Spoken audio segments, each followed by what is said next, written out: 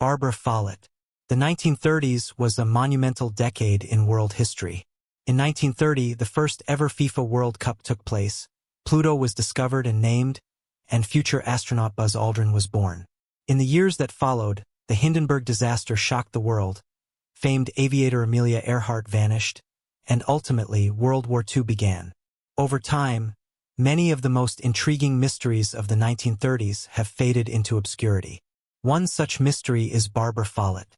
Born on March 4, 1914 in Hanover, New Hampshire, Barbara Newhall Follett appeared destined for greatness. Her father, Wilson, was a literary editor, critic, and university lecturer, while her mother, Helen, was a children's author. It was no surprise to her parents when Barbara's creativity and talent for writing emerged during her homeschooling sessions. The little girl excelled in writing and reading activities, and by the age of 4, she'd begun to write her own poetry. Barbara's writing often dealt with the themes of nature and the wilderness. Her first novel, The House Without Windows, revolved around a young girl who ran away from home to live in nature with the animals. The book was published in 1927 when Barbara was just 12 years old, and it was praised up and down the nation. Her second book was published when she was just 14 and once again was critically acclaimed. However, despite her promising career, vivid imagination, and endless talent, Barbara was living under a cloud. In the lead-up to her parents' separation in 1928, her father had begun to spend more and more time in New York, where he'd met and fallen for a woman 20 years his junior. The separation of her parents devastated Barbara, who was very close to her father. Reportedly, he was the biggest supporter of her creative endeavors, and he essentially abandoned her following the divorce. Not willing to quit just yet, however, Barbara encouraged her mother to start anew. Helen placed her other daughter Sabra into the care of a family member before she and Barbara headed off to start a new adventure, sailing from New York to Barbados and exploring the Caribbean islands. While traveling to Washington in 1929, Barbara met 25-year-old Edward Anderson. He became her closest companion, and Barbara ultimately fell in love with him. But the relationship Barbara wanted never took off, and she returned to the U.S. with her mother. From here, she enrolled in university but quickly decided it wasn't for her and ran away to San Francisco. By all accounts, Barbara appears to have led a turbulent life as a teenager and young adult.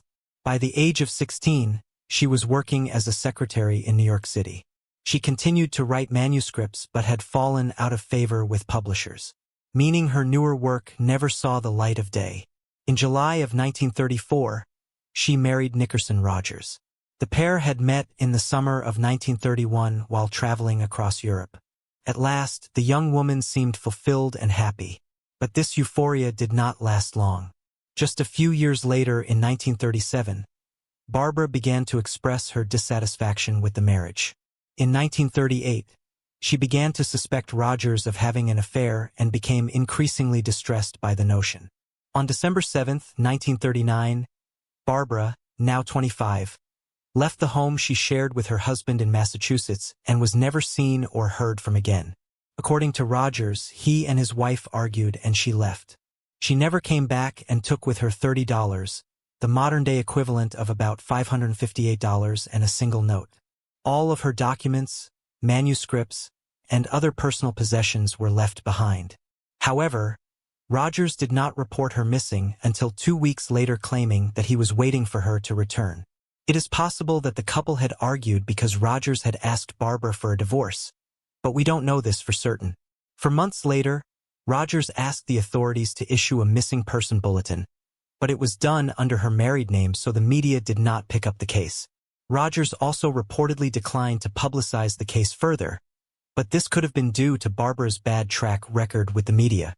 News outlets didn't actually pick up on her story until 1966. In 1941, Rogers reportedly attempted to divorce Barbara on the grounds of cruelty, but this was unsuccessful. However, he did eventually manage to get a divorce in 1944 and remarried shortly after.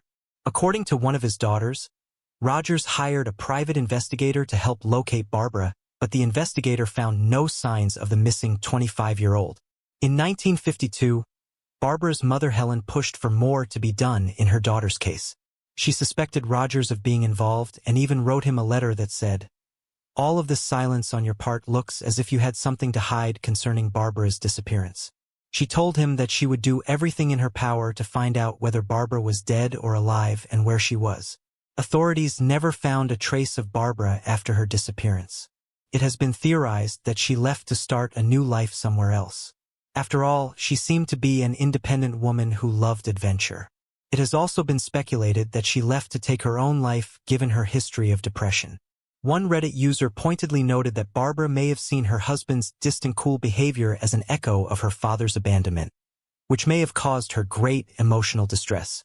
It's also been pointed out that her first love, Edward, passed away in 1937, and this may have added to the heartache. On November 25, 1948, a hunter found human remains in Mount Prospect Woods, which overlooks Guam Lake in New Hampshire. Barbara was fond of the area and had stayed in a nearby farmhouse with Rogers several times. The remains were skeletal and some parts were missing, likely due to the weather and scavenging animals.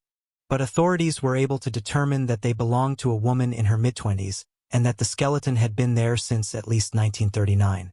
For their parts, law enforcement determined that the remains were those of a 25-year-old pregnant woman named Elsie Whitmore who'd gone missing from Plymouth in 1936. However, there has been some speculation that the remains actually belonged to Barbara due to the discrepancies between the skeleton and Elsie. The oddities are as follows. 1. Glasses were recovered from the scene, but Elsie did not wear glasses. 2. A size 7 shoe was found along with the body, but Elsie wore a 5 or a 5.5. 3. No belongings from the scene could be identified by Elsie's family. It's also been noted that the Plymouth girl was in the later stages of pregnancy at the time of her vanishing, yet there was no indication in these remains that the body was of someone who was pregnant. And 4. A water flask and a medicine bottle containing traces of barbiturates were found at the scene. As a result, investigators believe that Jane Doe had taken her own life. And wouldn't you know, Barbara was known to have been prescribed barbiturates for her disordered sleeping pattern. No death certificate for Elsie was ever released, and her family never received the bones for burial. In fact, her family never really accepted the remains were hers. There is also no indication as to where the bones were buried or where they went. Their location to this day is unknown. Investigators closed their investigation roughly 1 week after the remains were found, satisfied with their conclusion that the body belonged to Elsie.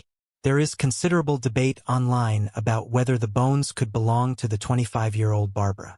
However, without access to the remains, her descendants cannot perform DNA testing to verify or refute this theory.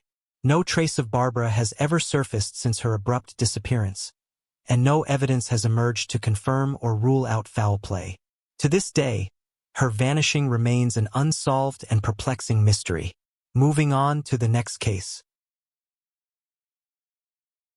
Angel Ormston. In the summer of 1992, Angel Ormston was a 17-year-old high school student living in the quiet, middle-class suburb of Mentor in Lake County, Ohio. Known for her radiant smile and golden blonde hair, Angel was friendly, approachable, and loved spending time with her friends. Her social nature often led her to hang out with friends and drive around town, enjoying music and the freedom that came with it. Like many teenagers her age, Angel was navigating the journey of growing up in a small town, but her life was tragically cut short, leaving her family and friends to cope with the deep loss. Angel had the freedom to go wherever she pleased, thanks to her own car. The Great Lakes Mall, a popular spot in the community, was one of her favorite places to hang out, and she also worked part-time at a burger restaurant there. On the afternoon of July 31st, 1992, Angel told her mother that she was heading to the mall to pick up her paycheck and run a few errands. However, by the next morning, Angel hadn't returned home. Since it wasn't unusual for her to spend the night at a friend's house, her mother initially thought she was there, and no one was immediately concerned. But as the hours passed, her family began to worry when Angel never showed up, setting off a chain of events that would change their lives forever. Angel didn't really have rules when it came to checking in with her mother, Jackie, because she wasn't a particularly strict person. Since Angel's mother was aware of her high level of independence, she didn't worry as much as some other parents would have. Angel never had a lot of rules guiding her life because her father, a long-haul truck driver, was also frequently gone from the house. 2 days later, when Angel's older brother went to the mall to do a little shopping, he spotted something that concerned him. In the parking lot of the Great Lakes Mall was the 1981 white-color Honda Civic owned by Angel. He approached Angel's vehicle and peered inside to find her pocketbook and hairbrush lying on the seat.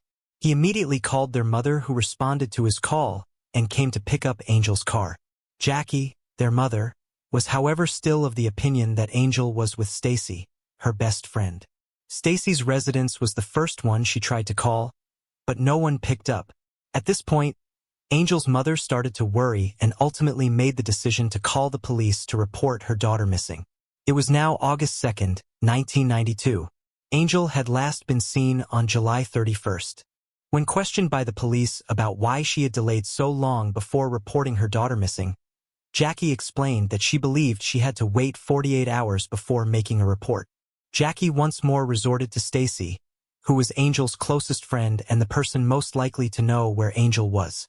Stacy and Angel spoke on the phone when they were separated despite spending practically every day together. But on this particular weekend, Stacy had been baking cookies at her sister's place, so she was shocked when Jackie eventually called her. She hasn't seen Angel all weekend and has no idea where she could be. Jackie, who had assumed that her daughter had been with Stacy since she departed on Friday afternoon, was horrified to learn of this. The Mentor police undertake a thorough search right away, and Larry Fish is named the case's lead detective. He began by thoroughly searching Angel's vehicle, but no indication of foul play was discovered. Additionally, nothing appeared to have been stolen. Instead, it appeared as though Angel had stood up and walked away from her car by herself. However, no one who knew Angel well could comprehend why she would want to pack up and leave town. She was highly loved, outgoing, and popular. She also planned to attend college in the future. Investigators started to look into the idea that Angel may have been taken because there were no indications of a fight. Numerous fingerprints were found on her car when it was dusted for them, but they could all be linked to Angel's friends and relatives. Inadvertently, this made them all suspect. First, Detective Fisher contacted her father's trucking company, but dispatch records indicate that he was out of the state at the time of Angel's disappearance. He then demanded that Jackie undergo a polygraph test, but to the amazement of the detectives, Jackie declined to do so. Jackie and her strange behavior came under closer scrutiny by the detectives. They questioned her about a number of things, including why she took so long to report her daughter missing and if she thought Angel had been the victim of foul play. Why then did she move Angel's car, potentially disrupting any evidence? However, the police lacked concrete evidence against Jackie and were unable to legally compel her to take the polygraph test. The burger business where Angel worked was the last location she claimed to have been to, so the police began to investigate there. When the police arrived, the burger restaurant, Angel's co-workers claimed that she never showed up there that day and that her paycheck was still available. However, when Angel's co-workers revealed to the investigators that they already knew what might have happened to Angel, the investigators became alarmed. They told the detectives about a peculiar male manager they had who enjoyed preying on the young female employees and would frequently linger nearby while they changed into their work uniforms. This manager had been fired for sexual harassment, including instances where he had touched several of the employees in an inappropriate manner. After investigators looked into his background, they discovered that the individual has a history of having contact with minor girls. The employees continued by saying that the manager had a thing for Angel in particular and would frequently pay her additional attention, keep an eye on her while she worked, and make lewd remarks about her. They added that he had found every opportunity in the little kitchen to converse with and approach Angel. Due to this recently discovered information, the manager was elevated to the top of the list of suspects. He was promptly located by the police, but he flatly denied any involvement in Angel's disappearance. He claimed he hadn't seen Angel since the two of them had worked together, and that day he had been far from the Great Lakes Mall. He actually had the timesheets to show that he had been employed at another fast food restaurant at the time. The suspicion that the burger restaurant was somehow connected to Angel's disappearance persisted in the minds of the investigators. They questioned the manager and staff members once more and learned a secret that Angel had been hiding from her family. When Angel told her mother she was going to pick up her paycheck, she never mentioned that it would be her last. It appeared that Angel had been fired from her job for consistently being late. Everyone associated with her place of work was eventually cleared. The police was once more back to the very beginning. Angel's friends and family couldn't figure out why anyone would want to hurt her. She was a kind and trustworthy girl who didn't tend to have enemies. Investigators had a tendency to think that her trusting character may have allowed someone to take advantage of her, and that she may have left with someone who intended to harm her. Stacy, Angel's best friend, was the last person to see the victim alive in this instance. The last person to see a victim alive is typically the one who has done something sinister. The investigators once again decided that Stacy was definitely a person of interest. Police made the decision to speak with Stacy. They had a 4-hour conversation. Stacy was eager to share all the information she knows with the detectives, but her alibi remained the same. She spent the entire weekend baking at her sister's house. She did provide one potential lead for the detectives, though. She named a student at their school whom she advised the detectives to look into. The student was Mark Saka. According to Stacy, 19-year-old Mark Saka had just received his honors diploma from their school. Mentor Hai and Angel had a strong admiration for Mark and yearned to be in a relationship with him. Angel's relationship with Mark over the summer was a secret only to her closest friends. The largest secret was revealed by Stacy afterwards. Angel was pregnant with Mark's child. Stacy said that Angel had wanted to tell Mark she was pregnant before she vanished. She had hoped that he would embrace her and want to start a relationship with her and raise the child. However, Mark was scheduled to enroll at Akron University and was alleged to have just been leading Angel on throughout the summer. He didn't seem to be interested in a long-term relationship with Angel. On hearing this, Mark Saka was rounded up by the police right away to be questioned. Mark was shocked to learn that he was being investigated over the case and insisted that he and Angel were not even dating, let alone that she could be pregnant with his child. He claimed that although they had only ever had one sexual encounter, it had been a long time ago. Then he said he had a girlfriend and had been dating her for 2 years. According to him, he worked until 5 o'clock that Friday and then went to the mall to buy a present for his girlfriend. Later, he then had pizza with friends. Police started investigating his alibi and began by looking into his workplace. They proceeded to Mark's place of employment, and his time card did show that he was speaking the truth about his attendance at work. When they took Mark's shopping route to the stores, they discovered that he could have made the trip in the time he claimed. The friends Mark claimed he linked up with that night were finally approached. They verified they had met for pizza and a movie at 9 o'clock. But Mark was unable to present any witnesses for the shopping outing. Nobody recognized Mark when investigators questioned staff members from the stores he claimed to have gone to. This made the investigators question Mark's account of this time period. Due to this gap in his evening, the detectives asked Mark to take a polygraph examination. He agreed and did really well on the test, proving that he wasn't giving false information in his responses. Mark was no longer considered a suspect as a result of his cooperation and the polygraph test. The police then reverted to the original assumption that Angel either fled town or was kidnapped from her car by a different offender. They suspected Angel may have fled to have her pregnancy alone since she knew her mother would not approve of an abortion. Once more, there were no leads for the police to pursue until a few weeks later when a prisoner at the Lake County Detention Center provided a tip. According to him, in Cleveland, there was a prostitute named Angel who fit Angel Ormiston's description of a blonde between the ages of 17 to 20 with a lovely smile and who was found wandering the streets alone. The description was a perfect fit for Angel. The prisoner claimed to have seen Angel moments before his arrest. He continued by saying that a man by the name of Pimp Gaddy had employed Angel. When Detective Fisher contacted his Cleveland colleagues, they confirmed that the police in Cleveland were aware of someone going by the name of Pimp Daddy. He operated his business out of a 2-story building on the outskirts of the city. Runaways, strays, and troublesome views made up his workforce, but they had been told not to speak to authorities or divulge their names. Police could only attempt to save Angel once. They made the decision to raid the location, specifically during their busiest hours, which was a Friday evening. Police were able to locate the said girl after a search warrant was approved. While she acknowledged that her name was Angel, she remained silent. The only way to determine if this was the missing mentor, Ohio resident Angel Ormston, was to call her mother Jackie and urge her to travel to Cleveland to meet the young woman and maybe identify her as her daughter.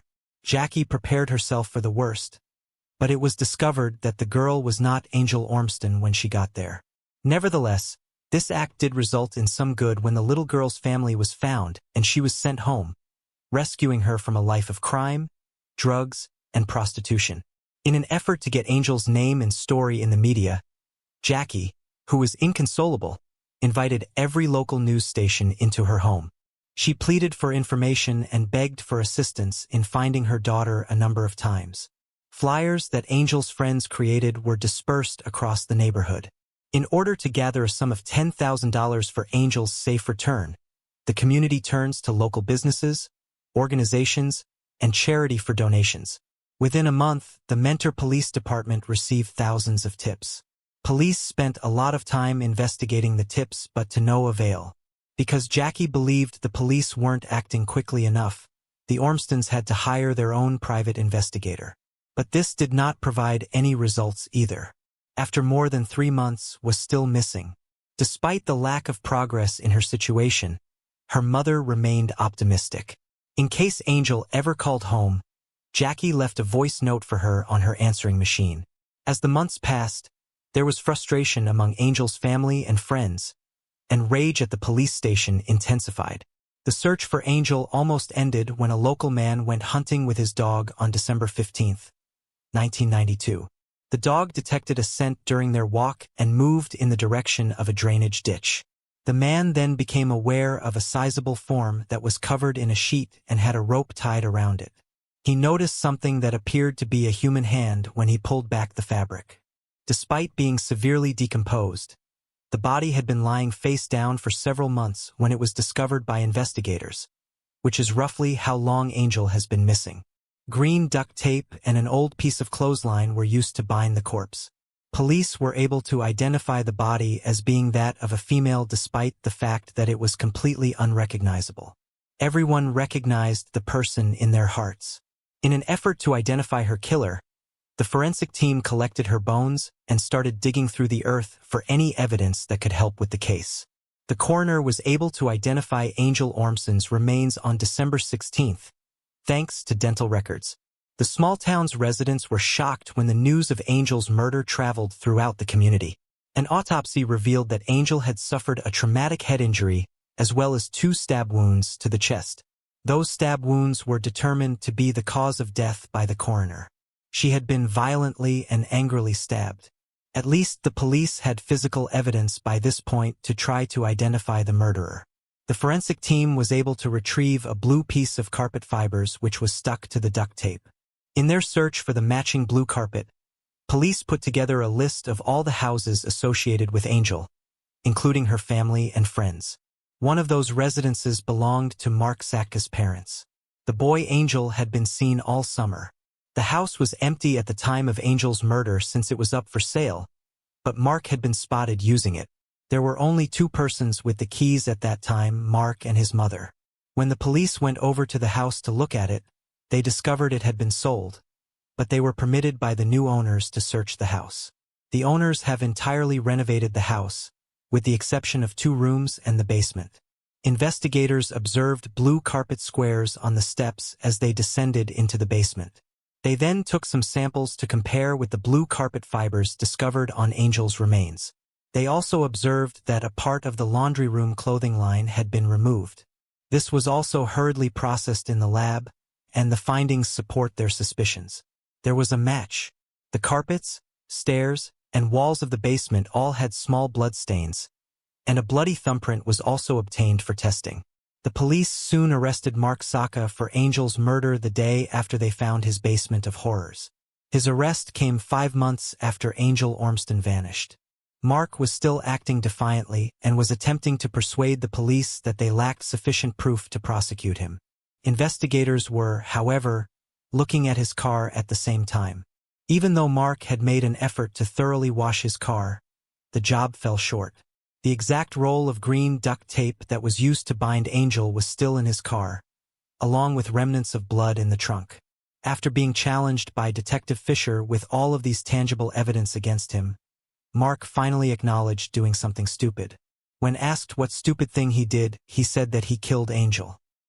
He claimed that he brought Angel to the house with the purpose of having intercourse with her, but that he became angry when she revealed that she was pregnant and that he was the father.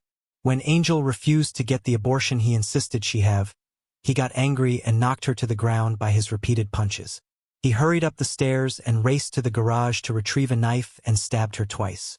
Detectives questioned if Angel was alive or dead before he stabbed her. He responded that she was alive since he could see her breathing. Mark then dragged her up the stairs after wrapping her body and tying a laundry line around her legs. She was placed in his car and he drove to the woods to discard her body there. He went back home to clean up before going to dinner with his friends. The entire time that Mark had been eating pepperoni pizza and having fun with his friends, Angel's body had been lying in a shallow grave. After Mark's interview and confessions, he was accused of killing Angel. The news brought some relief to Angel's loved ones as authorities finally made progress in the case. Mark led investigators to the roadside spot where he had discarded Angel's car keys and then guided them to a remote location where he had thrown away the knife used in the crime, though the weapon was never recovered. Mark's motive for killing Angel was rooted in his belief that she was a hindrance to his life. He saw her as a complication, especially since she was pregnant with his child. Despite not having any genuine feelings for Angel, Mark felt he would be burdened with responsibility for her and their unborn child, which he clearly resented. In February 1993, Mark pleaded guilty to aggravated murder and kidnapping in exchange for avoiding the death penalty. During the investigation, he had passed a polygraph test, which was a reflection of his lack of conscience. Throughout the process, Mark showed no remorse for his actions, further illustrating his indifference to the crime he had committed. Moving on to the next case. Blanca Mabel Otero Alvarez. Blanca Mabel Otero Alvarez was born in 1952 in Cuchilite, El Chaco Province, Argentina. When she was 21, her family moved to her parents' hometown of Chilaches in Spain. Although Blanca had been a schoolteacher in Argentina, she struggled to find work in Spain. Eventually, she secured a job with the National Rail Board. To be closer to her job, Blanca moved to Leon City. But she continued to visit her parents every week. Then one day she disappeared. She did not take anything with her. At first, her family did not report her missing because her father did not want them to. Finally, in 1997, they did report Blanca missing. By then, she would have been 45 years old. Within a few days of reporting her missing, the police found Blanca in the city of Guyenne. She told the police, however, that she did not want to get in contact with her family. Her family was disappointed but determined to reunite with her. They made their way to Guyenne, but learned that Blanca realized that they were on their way and gave up her apartment and moved on. In 2005, Blanca wrote a letter to her family that included a photograph of her. In the letter, she asked for forgiveness from her dad and said that she would make contact with her family more, but she never did. Little did her family know that Blanca changed her name to Ava and moved to La Fresneda estate.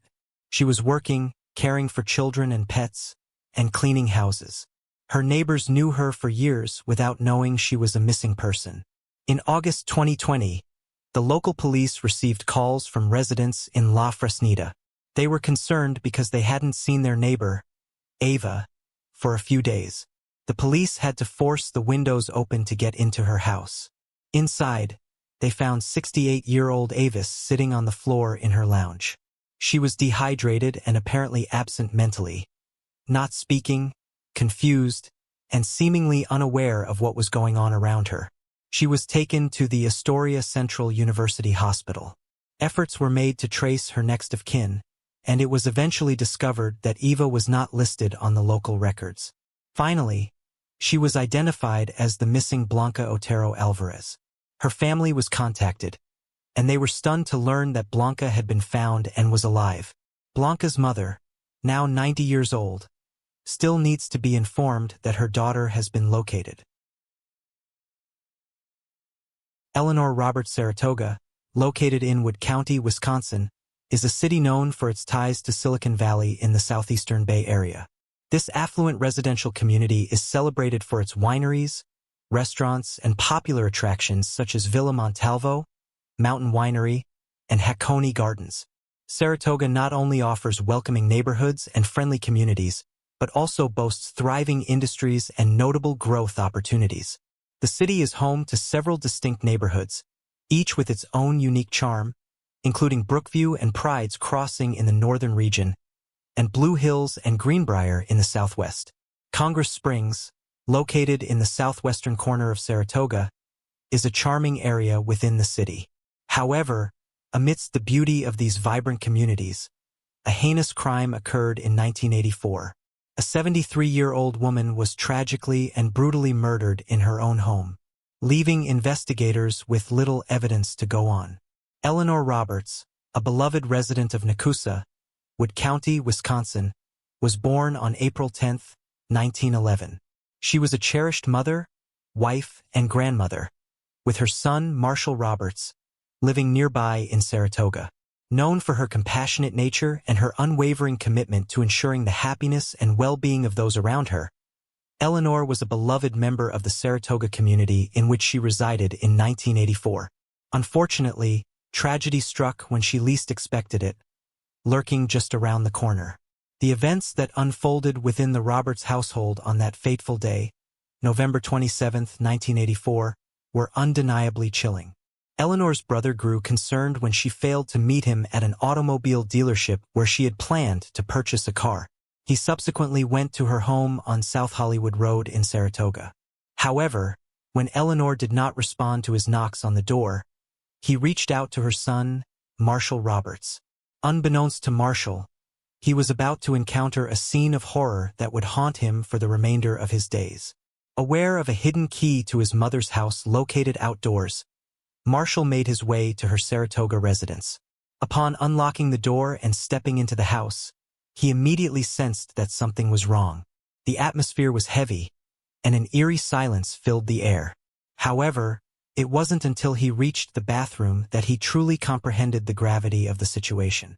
As he opened the bathroom door, Marshall was confronted with a sight that he could never have anticipated. His mother, Eleanor Roberts, lay motionless on the floor, surrounded by her own blood.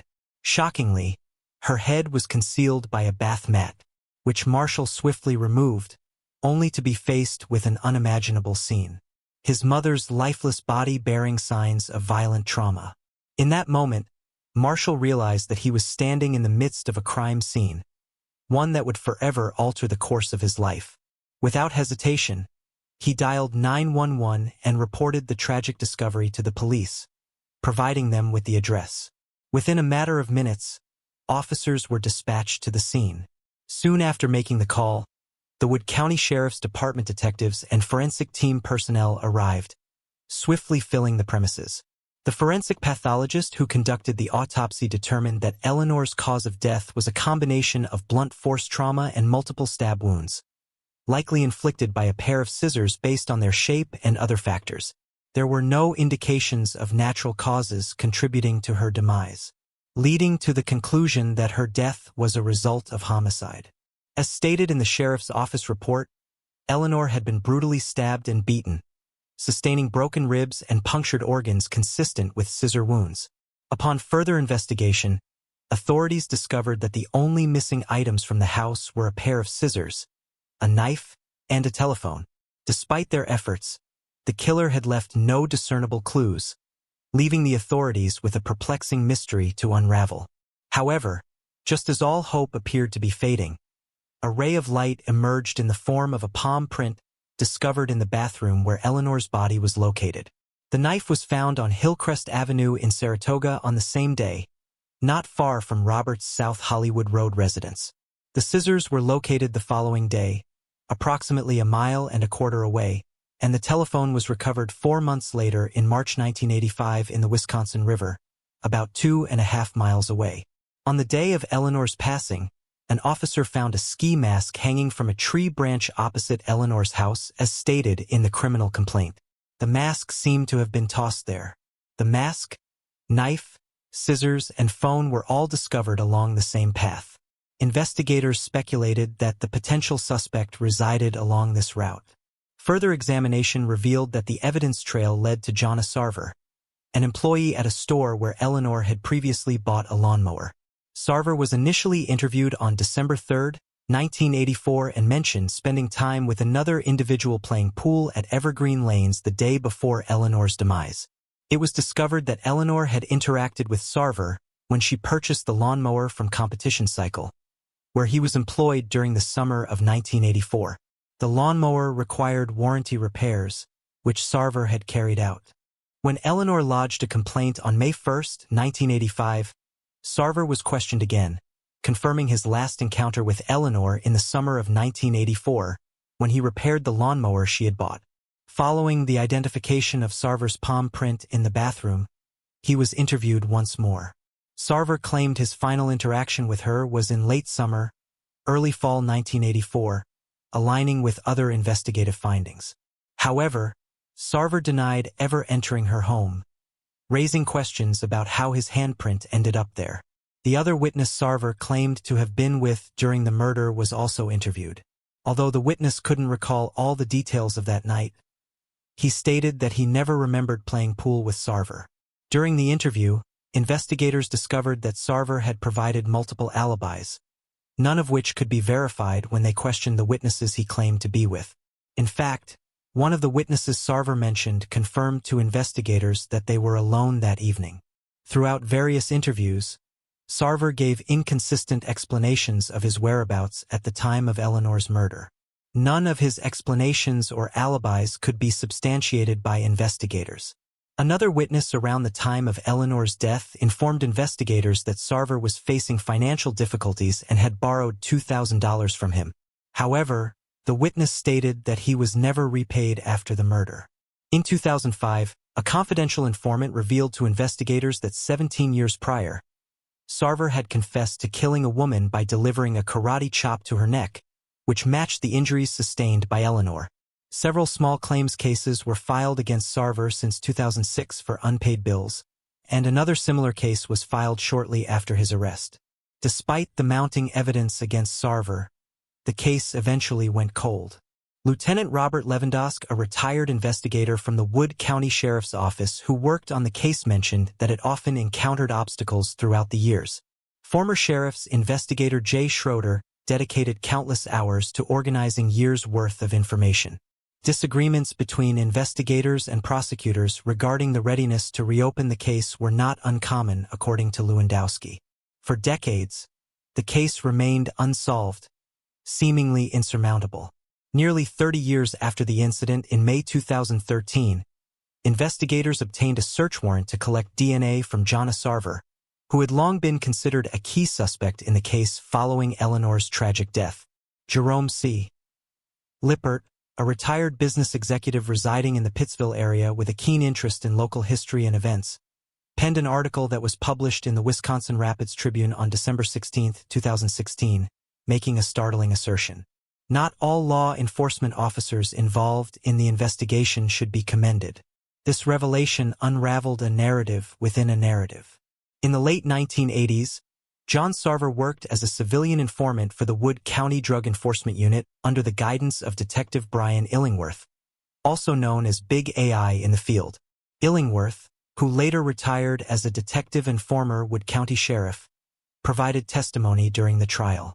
Despite his efforts to portray his collaboration with Sarver in a positive light, evidence presented in court indicated that the former sheriff had developed an overly close relationship with his informant. Notably, Sarver was not fingerprinted when he began his informant duties, a standard protocol that was only followed 2 years later by another officer. Moreover, Illingworth attended Sarver's wedding, a practice that was considered unusual. There were questions raised during the trial about Sarver being heavily intoxicated while under Illingworth's supervision, a clear violation of departmental regulations. In 1988, during the investigation into Eleanor Roberts' murder, a mysterious meeting occurred at a cabin in Adams County where Sarver and Illingworth were reportedly alone before other law enforcement officials arrived to interrogate Sarver. The contents of that private conversation, if any, have never been disclosed. Additionally, Lippert possessed crucial information that never surfaced during the trial. In the 1990s, a member of the Roberts family approached then-Sheriff Illingworth with a Reader's Digest article discussing advancements in DNA testing, hoping it could assist in their case. Regrettably, the sheriff responded insensitively, stating that the suspect was a friend of his, and dismissively returned the magazine. This type of response is completely unacceptable from any law enforcement officer when a grieving family member seeks justice for their loved one. It is now evident that not all police officers involved in this case deserve commendation. This attitude or conflict may have contributed to the delay in achieving justice. Additionally, there was a peculiar incident towards the end of Sheriff Illingworth's career in Wood County that may be relevant.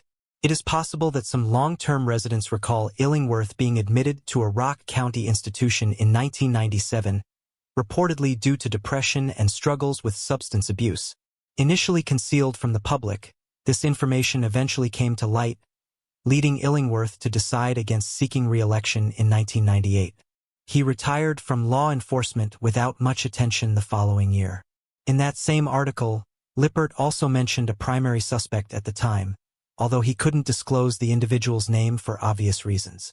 However, that person was Mr. Sarver.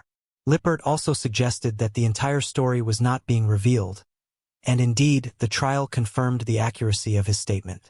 He called for renewed interest in the case, prompting investigators to diligently pursue the killer of Eleanor Roberts. Wood County Sheriff's Officer, Heiser, stated, meticulously review the 5,600 pages of reports compiled over the years, and subsequently meet with all the investigators who had previously worked on the case. Sarver, the accused, was 21 years old when Eleanor passed away. He was employed at a business that sold her a lawnmower and had visited her residence to service it. Initially, he denied ever entering Roberts' home when questioned by the authorities. However, investigators later discovered his palm print on the bathroom counter, contradicting his statement. In April 2020, a witness who had chosen to remain anonymous finally came forward after almost 4 decades of suppressing his memories out of fear. This witness confirmed that there were indeed 3 individuals present at the crime scene in 1984. During the trial, Mr. Sarver was described as a scary dude due to his connections with the police, which instilled fear in the witness and prevented him from speaking up. However, in 2020, he mustered the courage to share his painful memories, realizing that it was better to confront them before it was too late. His testimony was incredibly compelling, leaving the courtroom in complete silence. According to the complaint, the witness informed investigators that he had heard Sarver confess to breaking into Eleanor's house through the rear entrance with the intention of robbing her, resulting in her accidental death. The criminal complaint also highlights the department's persistent efforts to submit DNA samples for testing from 1988 until 2020, utilizing increasingly advanced techniques as they became available. Unfortunately, the case faced a setback in 2020 due to the global pandemic following the pressing of charges. The Wood County Sheriff's Office and Wisconsin Department of Justice jointly announced that on August 27, 2020, Jonna Sarver, the primary suspect in this case from Port Edwards, Wisconsin, was apprehended in connection with the first-degree murder of 73-year-old Eleanor Roberts. A found guilty Sarver, who had been detained with a $1 million cash bond, could potentially face a life sentence in prison. Sarver, through his legal representation, requested Wood County Circuit Judge Nicholas Brezett Jr. to postpone the trial initially set for March 14, 2022. Despite the plea, Roberts' son and Assistant Wisconsin Attorney General, Ney, acting as a special prosecutor, urged Judge Brezett to maintain the trial dates as per the online court records. Sarver's legal team, consisting of Jeremy Meyer, O'Day, and Taylor Hart, expressed the need for additional time to conduct interviews with witnesses and conclude their investigation. Consequently, Judge Brezett rescheduled the trial and set a hearing for updates on March 15. In November 2022, John Sarver was convicted of the murder of Eleanor Roberts. Due to the timing of the crime, the judge has no jurisdiction over Sarver's parole eligibility. Sarver is required to serve a minimum of 13 years and 4 months before being considered by the parole board. The parole commissioner must ensure that Sarver meets these 5 specific criteria before recommending parole: good behavior, completion of rehabilitation programs, reduced risk to the public, adequate time served, and an approved release plan. Judge Bro expressed his sentiments, stating, "The period between the murder and the arrest in 2020 was considered his parole as stated in the reports." County Sheriff Sean Becker mentioned that the arrest was the outcome of a collaborative investigation between the Sheriff's Department and the State Department of Justice, who will handle the prosecution of the case. During a press conference outside the Wood County Courthouse, Sheriff Becker described the homicide as a brutal crime that remained unsolved for an extended period. He acknowledged the frustrations experienced along the way, but emphasized that they never gave up. The prosecutors from the Wisconsin Department of Justice meticulously built their case, while the lead defense attorney diligently attempted to sow doubt. Despite the defense's efforts, the overwhelming evidence led to an unsuccessful defense. Finally, on November 2, 2022, in Branch 2 of Wood County Court, a guilty verdict was reached. Concluding the case on January 23, 2023, the sentencing of John A. Sarver for the first-degree murder of 73-year-old Eleanor Roberts brought justice to the case. This resolution serves as a significant achievement and a testament to the unwavering dedication of law enforcement. It provides closure to the victim's family and the community, reminding us that justice can prevail despite the passage of time. Moving on to the next case. Donald Rendell. In August of 2003, skeletal remains were discovered in Bradford Township, Minnesota, during an excavation project by a landowner along Highway 5 and County Road. The remains were believed to belong to a white male, estimated to be between 20 to 28 years old at the time of death, and it was apparent that the body had been buried for many years, likely decades. Authorities from the Minnesota Bureau of Criminal Apprehension created a DNA profile of the victim in hopes of identifying him. Despite their efforts, the case remained unsolved for some time, leaving the identity of the victim a mystery. The DNA profile and dental records were entered into missing persons databases, but no matches were found. A facial reconstruction was made to try and generate clues to the unidentified person's identity. Unfortunately, no one came forward with useful information. Investigators named the man Asanda County John Doe, as they were unable to identify him. Over several years, investigators submitted DNA samples of people who believed that he was a possible relative of theirs, but no relatives could be confirmed. In 2019, Chief Deputy Lisa Lovering started the process of using advanced DNA technology to try and identify the remains. It was submitted to labs in 2019 and 2020, but the DNA sample was not suitable to be analyzed further. Then, in 2021, Lisa learned of Texas-based forensic laboratory, Othram Incorporated, which uses a newer technology called forensic-grade genome sequencing to build DNA profiles from skeletal remains. Othram was then able to develop a new viable DNA extract. They then built a comprehensive DNA profile. The DNA profile was sent to investigative genetic genealogy consultant Barbara Ray-Venter and Chief Deputy Lovering. Within just 24 hours, Barbara Ray had a match of a distant relative for the remains. Based on the family tree, she was able to locate 2 siblings of the victim and a phone number. All of this information was passed to the investigators who worked on the case. They called the siblings. A family member returned the call and confirmed that their brother, Donald Rendell of Ramsey County, Minnesota, had been missing since 1970.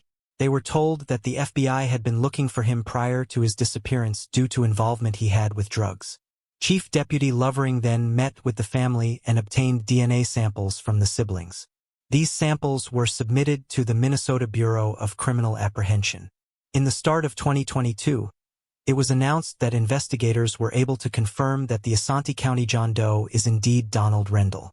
Based on the information from the family, as well as from the scene in 2003, it is believed that someone took Donald's life. It is believed that Donald was buried in Asante County in late 1970 to early 1971, at the age of 22. It is further believed that there still may be people alive today who know what happened to Donald in 1970. Investigators are asking anyone with any information to contact the Osande County Sheriff's Office at this number or Crime Stoppers of Minnesota. There was disbelief, Lovering shared, describing her phone call with Rendell's survivors. It was a random phone call. Someone calling about their brother they hadn't seen in 51 years. There was a lot of shock and disbelief at first. And I think once I got the DNA match, it set in a little more. But there's still a lot of unanswered questions for them. The case remained a mystery for over 5 decades, with no clear answers as to who was involved or what exactly happened to the young man. Law enforcement, however, continued to work tirelessly in hopes of bringing closure to the family. As the investigation unfolded, they were finally able to identify the victim and return him to his loved ones after 51 years of uncertainty. This breakthrough highlights the importance of law enforcement's dedication to giving a voice to the victims and ensuring that they are not forgotten. Thanks for watching. Patrick McDermott. Patrick Kim McDermott was born in Seoul, South Korea, in September 1956. Shortly after his birth, he was put up for adoption and was taken in by an American family at the age of 2. As an adult, Patrick worked as a cameraman. In 1992, he married Yvette Nieper, an actress known for her roles in 1980s and 1990s TV shows like RoboCop and 21 Jump Street. However, the marriage was short-lived. In 1994, Patrick and Yvette began divorce proceedings. After his disappearance, several issues surrounding their divorce, Patrick's financial situation, and his struggles as a father came to light. At the time of their divorce, Patrick, who had 1 child, owed $800 a month in child support. In April 2005, he was ordered to make all outstanding payments. Furthermore, in February, he filed for bankruptcy while owing around $31,000 to creditors. It was also noted that in February 2002, Yvette and Patrick had fought over visitation rights, with Yvette stating in a petition that her ex-husband had a lack of parenting skills, often encouraging their son to play hockey, adding that he also had issues controlling his temper. Shortly after his divorce, Patrick began dating 70s pop star and Grease actress, Olivia Newton-John. Their relationship is largely described as being on and off, and continued for around 9 years until Patrick disappeared in February. On June 30th, Patrick vanished from a fishing charter boat near San Pedro, Los Angeles. The boat, named Freedom, left the marina for a 22-hour overnight fishing trip. Patrick, who frequently participated in such trips, was one of 23 passengers and crew members aboard and had decided to go alone. Reportedly, no head count was conducted when passengers disembarked at the end of the trip, but staff found Patrick's belongings, including his car keys, passport, and wallet, left behind. Investigators later discovered his car still parked near the marina, where it had been the previous day. Though Patrick's belongings had been found on board, the staff did not consider the possibility that something had happened to the 48-year-old, instead believing the items had simply been forgotten about and left behind. They were subsequently placed with lost property. It wasn't until July 6, 2005, 1 week after the trip, that his family noticed his absence when he didn't turn up to a pre-arranged event. And even then, a further 5 days passed before he was reported missing. The disappearance of Patrick, best known until this point for his relationship with Olivia Newton-John, wasn't reported on by the media until around a month later. Though Patrick's disappearance was investigated, an inquiry by the Coast Guard Investigative Service was closed on September 15, 2006, just over 1 year after he vanished. The inquiry, quote, did not find any evidence of criminal action, suicide, accident, or hoax in the disappearance of McDermott. While a separate investigation was carried out by the U.S. Coast Guard, it appeared to find nothing of note at the time of the case's closure in February 2008. Both investigations simply concluded that Patrick had been lost at sea. In the years since Patrick went missing, there have been numerous rumors and theories as to what became of him. The case was featured on prominent true crime shows and news networks including America's Most Wanted and Dateline NBC. Investigators from the latter, headed by private investigator Philip Klein, went to Mexico in search of Patrick under the belief that he was hiding out there, having faked his death to get out of financial difficulties. They claimed that he owed around $8,000 to his ex-wife for child support, and even created a fake website which logged and mapped visitors' data. They hoped this website could be used to lure in and trap Patrick. They noted that there had been over 20 sightings of Patrick in Mexico and Central America at the time of their inquiry. Then in April 2009, Klein and his team claimed that they had located Patrick and that he was living in Mexico under the name Pat Kim in Puerto Vallarta. They added that they had been contacted by a representative of his and that they had deemed the representative to be credible. Notably, you may recognize the name Philip Klein from one of our other videos, 3 eerie missing 411 cases that will leave you scratching for answers, in which we featured the case of Dior Coons Jr., a toddler who vanished from Idaho in February 2015. Philip Klein was hired to work on Dior's case, but later left the investigation before being rehired. He has a poor reputation with several accusations of harassment against him, and he has had several defamation lawsuits brought against him too. Patrick's ex-wife Yvette took issue with Klein's involvement in the case. In March 2012, she wrote to Jeff Bezos, who was still Amazon's CEO at the time, and asked him to stop promoting Klein's book, claiming that Klein was a, quote, well-known serial liar who was simply looking to be famous at the expense of an unfortunate tragedy in our lives. She added that while Klein repeatedly promised he could prove her ex-husband was alive, neither Yvette nor Patrick's family ever received such evidence. In February 2016, Klein's claims were pushed again when he spoke exclusively with Woman's Day magazine, claiming that Patrick, who would have been 59 at the time, was living in Sayulita, an isolated Mexican village, and that he was probably now working in the yachting industry for a high-profile family down there. A year later, it was reported that Patrick was alive when a photo was submitted to an Australian magazine named New Idea. The photo showed a woman and a man, the latter of whom resembled Patrick McDermott. 3 months later, the photo was debunked by the Canadian Broadcasting Corporation, which revealed that the couple in the photograph had come forward and identified themselves. None of the reports from Philip Klein claiming that Patrick is still alive have been substantiated by law enforcement. He is still considered a missing person. Moving on to the next case. Mark McDermott and Joanna Dunn. On May 25, 33, Mark McDermott and his wife, Joanna Dunn, were in their West Virginia home preparing for a college graduation party for Joanna's son, Donald. Mark, an accomplished Australian businessman, had met Joanna, fallen in love with her, and treated her son as his own. Over time, Mark and Donald grew very close, with Mark taking him on trips abroad and showering him with gifts like a luxury car and high-end clothes. A close friend of Donald revealed that during a brief separation between Mark and Joanna, Donald had insisted on living with his stepfather instead of his mother. Mark had been paying for Donald's college tuition at Marshall University.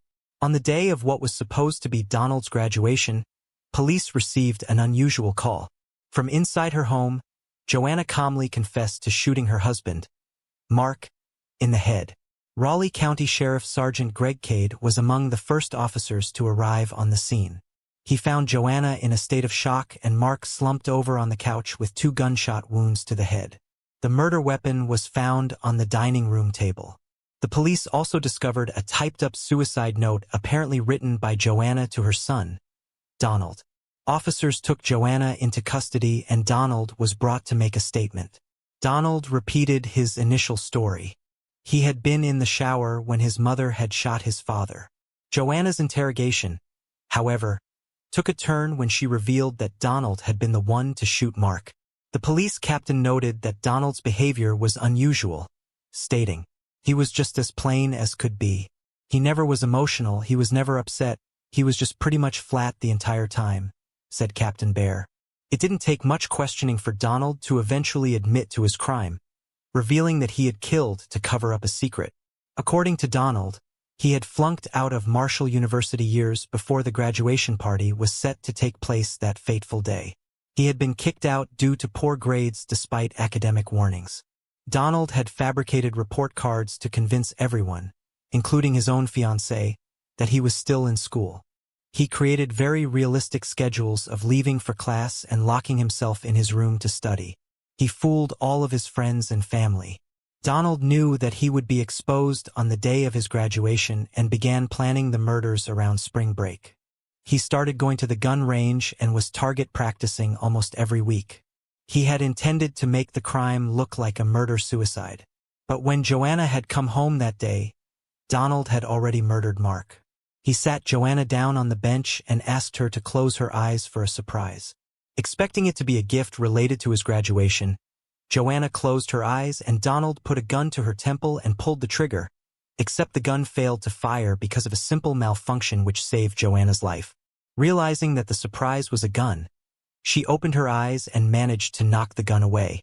Joanna then convinced Donald to let her call the police if she took the rap for the murder. Donald agreed, which led to her strange 911 call and forced confession.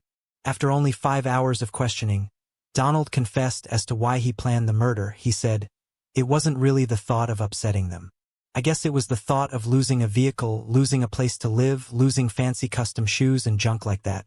During his confession, he told police he thought he would get sick or upset after murdering his stepfather, but that he never felt those symptoms of regret. Mark's family in Australia was devastated at the loss of the big-hearted, jovial family man. Still to this day, I'll never make sense of it because it's just a heartless monster that was born and took my brother who lost his life for showing too much love, said Mark's sister, Tracy McDermott. Donald never expressed remorse for his actions to detectives. He even said that he would do it all again.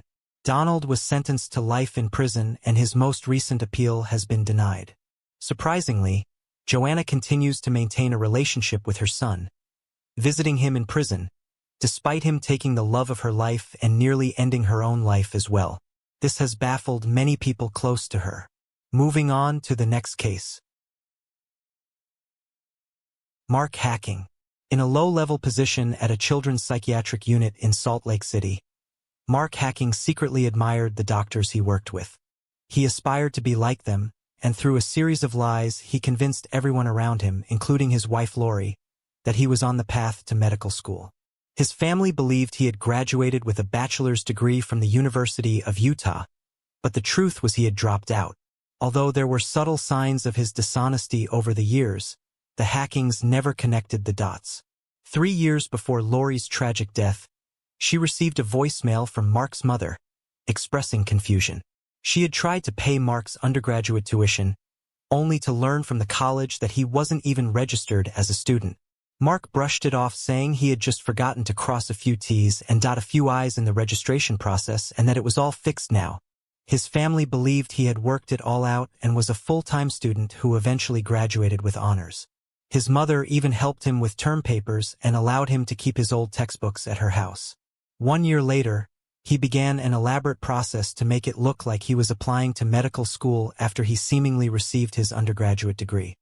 He would speak of the application process and interviews extensively, even going so far as having his family members drive him to prestigious Ivy League schools for so-called interviews. He flew to Manhattan, where he stayed with his cousin under the pretense of having an interview at the University of Columbia Medical School. Afterwards, talking at length about how he felt the interview went. Eventually, Mark told everyone he had been accepted to the University of North Carolina Medical School, and he and his wife, Lori, procured housing in North Carolina and prepared to embark on the cross-country move.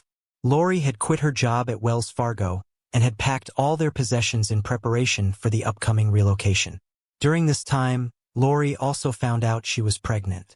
On July 15, 2004, Lori emailed her and Mark's family their new address in Chapel Hill, North Carolina. Whether the house was there or was another part of Mark's lie is unknown, as they would never move in. On July 16, Lori received a phone call from the University of North Carolina which caused her to leave work early, crying and obviously distraught. The details of the phone call are unknown, but in the early hours of July 19th, Mark called the police to report his wife as missing.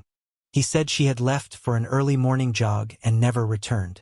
The case garnered almost instant media attention, and Mark could be seen on live television making a plea for any information on his wife's whereabouts and thanking the search and rescue workers for doing their jobs. But in the days succeeding, police quickly became suspicious when his financial history revealed he had bought a new bedroom mattress in the minutes prior to making the 911 call. On July 20th, Mark was reported by a nearby hotel for walking in public naked with only his shoes on. He was checked into a psychiatric hospital by his family, although many people thought him to be faking, as experts pointed out that had he truly gone crazy, he would not have kept his shoes on. As the investigation continued to turn up startling facts, his family was notified that his life had been a lie. This led Mark's father to confronting him, and Mark admitted to brutally killing Lori while she slept and putting her body in a dumpster. Police would find her badly decomposed body buried under almost 2,000 pounds of garbage on the October 1st in a landfill. Lori's parents have memories of their daughter all over the house. They have done their best to preserve all the years of Lori's life up until her death. In the days following the news that Mark had killed her, a digital photography company, Orem, offered to digitally erase Mark from all of the family photos for free, and Lori's headstone has no mention of the hacking name. Mark received 6 years to life, a sentence that sounds shocking and inspired a new law called Lori's Law to make the mandatory minimum for murder 15 years. Mark will be eligible for parole in February 1935, a sentence many believed is far too weak. The worst part of it all, says Lori's brother, is that none of this was necessary. He believes that Lori would have loved Mark no matter what as long as he was trying his best, and that this elaborate line Mark led was for him and not for her. The University of Utah offers the Lori Hacking Scholarship, awarded annually to a woman who has demonstrated resilience and strength by overcoming significant adversity and challenging circumstances to achieve her current success. This scholarship honors Lori's memory and serves as a lasting tribute to her perseverance and determination. Moving on to the next case. Janelle Melton. 33-year-old Janelle Melton resided in Neptune City, New Jersey, in February 2009, living in the Brighton Arms apartment complex. She worked as a social studies teacher at Red Bank Middle School, where her enthusiasm for history helped captivate her students. On September 14, 2009, Janelle had not arrived at school by 8 a.m. It was a significant day, as Janelle had arranged for a guest speaker to visit her students.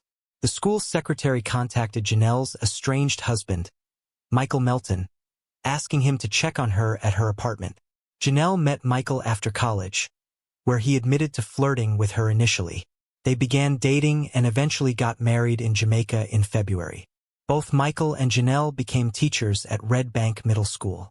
Their marriage was strong for about 3 years. Michael explained that he wasn't accustomed to so much affection or having someone love him so deeply. He had started a basketball company and was often away. Eventually, Michael filed for divorce. Janelle had grown comfortable with her own space after the divorce. Despite this, they remained cordial and spoke on the phone daily. When Michael received the call from the school's secretary about Janelle missing work, he quickly drove to her apartment. Upon arriving, he noticed her car in the driveway. He entered the apartment and called out her name. He walked into her bedroom and saw her on the floor. Janelle had her nightgown on, and Michael saw what looked like blood on it. It appeared to him that she had fallen while she was putting her makeup on. He called 911. Michael said he remembered asking Janelle what she had done. Michael feared that Janelle might have been struggling with the separation and could have harmed herself. When paramedics arrived at her apartment around 9:20 a.m., they quickly determined that she was no longer alive.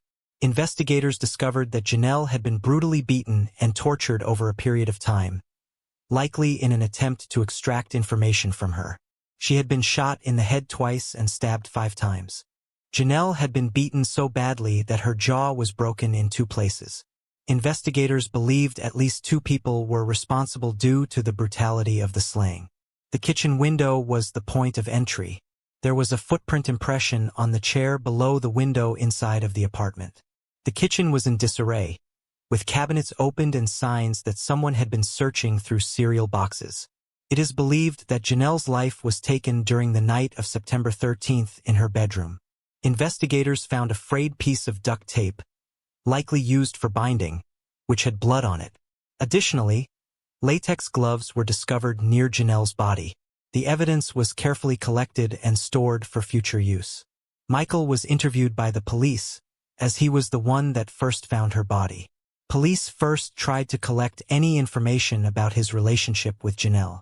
Michael admitted that they were still sometimes having relations. He said he felt like the questions were very evasive, but the police needed as much information as they could. Michael said he was visiting a friend on the night that Janelle's life was ended. His alibi was looked into. The police spoke to Michael's friend. His phone records didn't put him anywhere near Janelle's apartment on the night of the crime. Michael also consented to a DNA swab. 2 days after Janelle's slaying, a newspaper article came out. In the article, it said Michael was her estranged husband, and Janelle was found slain in her home. The article also mentioned that the divorce was to be finalized on October 6th. Michael realized that people thought he was responsible for taking her life.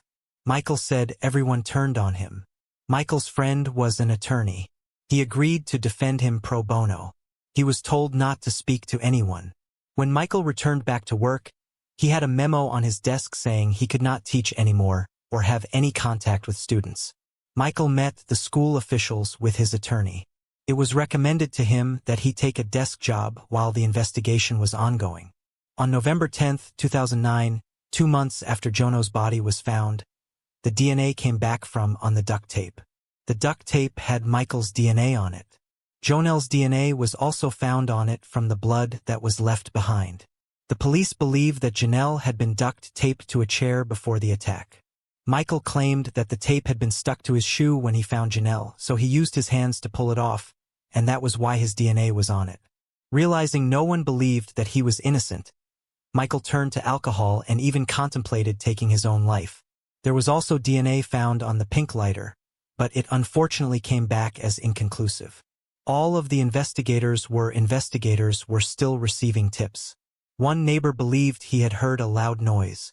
One woman said her dogs were awoken by the noise. A tall black male that did not live in the complex was spotted near the apartment acting suspiciously. Many people close to Janelle were angry that these neighbors had been sitting on this information for months. On December 3, 2012, 3 years after the crime, the police learned that they had a DNA match from the lighter. It came back as belonging to Gregory Jean-Baptiste, a Bloods gang member. He was then questioned by the police. Baptiste said that he had never seen Janelle before and had never been at her apartment. The police went in circles with Baptiste as he would not confess to anything. After 27 minutes, he refused to talk anymore. Michael reached out to a friend to help clear his name. The friend went out to talk to people in the area. The friend actually got crucial information, and Michael told police about what he had heard. Apparently, gang members were looking for a drug dealer named David James, aka Munch. David lived directly next to Janelle. It was rumored that David had $15,000 in a freezer. His girlfriend was overheard by these people talking about drugs at a party. They ended up at the wrong apartment and assumed Janelle was the girlfriend of David. Investigators then went out searching for anyone who would talk. Finally, an informant gave them 3 names. A fourth person, a woman, was their getaway driver. The men were identified as Ebenezer Bird, Gregory Jean-Baptiste, and Jerry Spaulding. All 3 were part of the Bloods gang.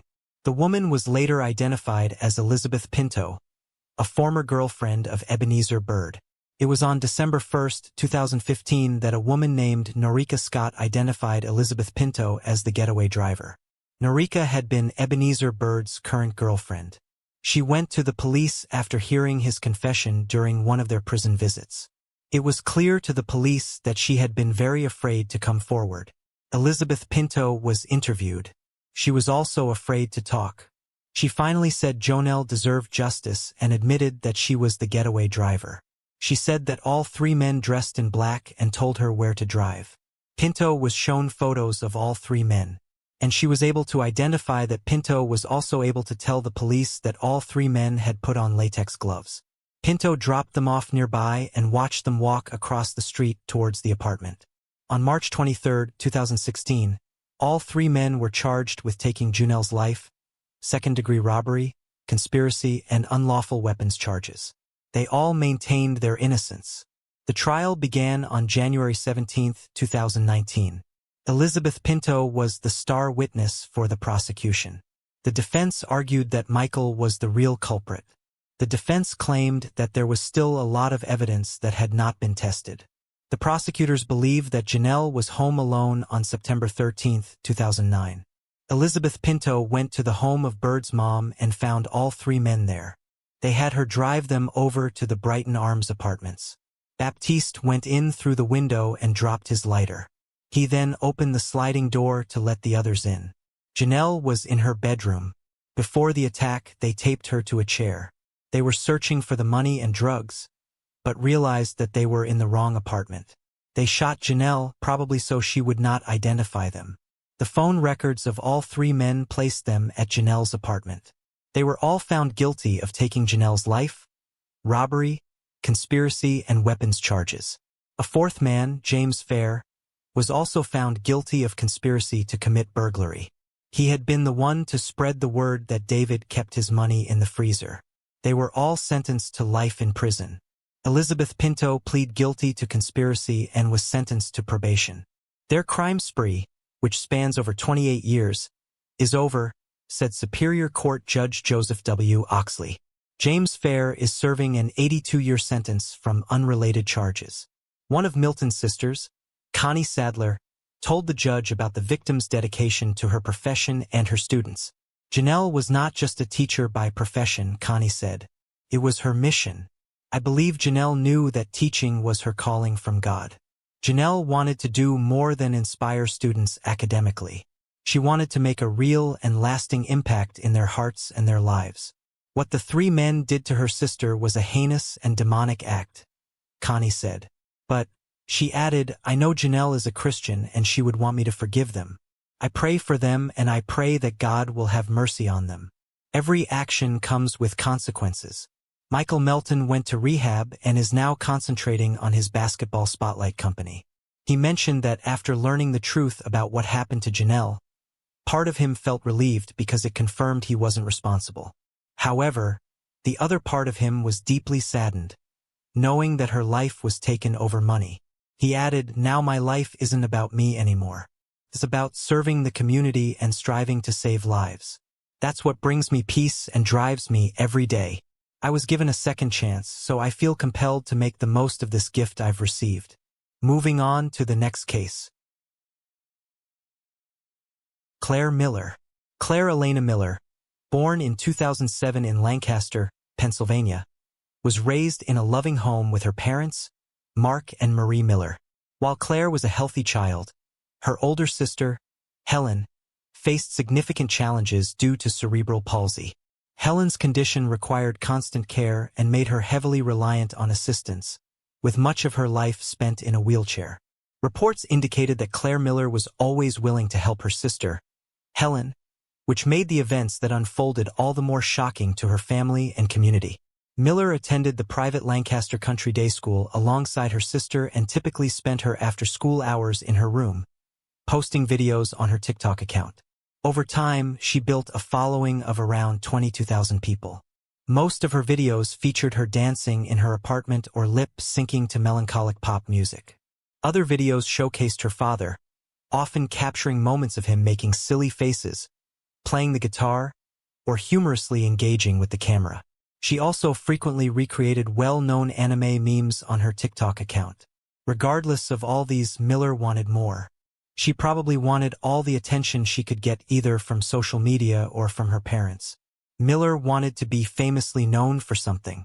Sadly, she got the attention, but to the detriment of her older sister's life because, on the February 22, 2021, Miller snapped. February 21, 2021 appeared to have been a typical Sunday evening when the Millers' family said their goodnights and went to their separate bedrooms.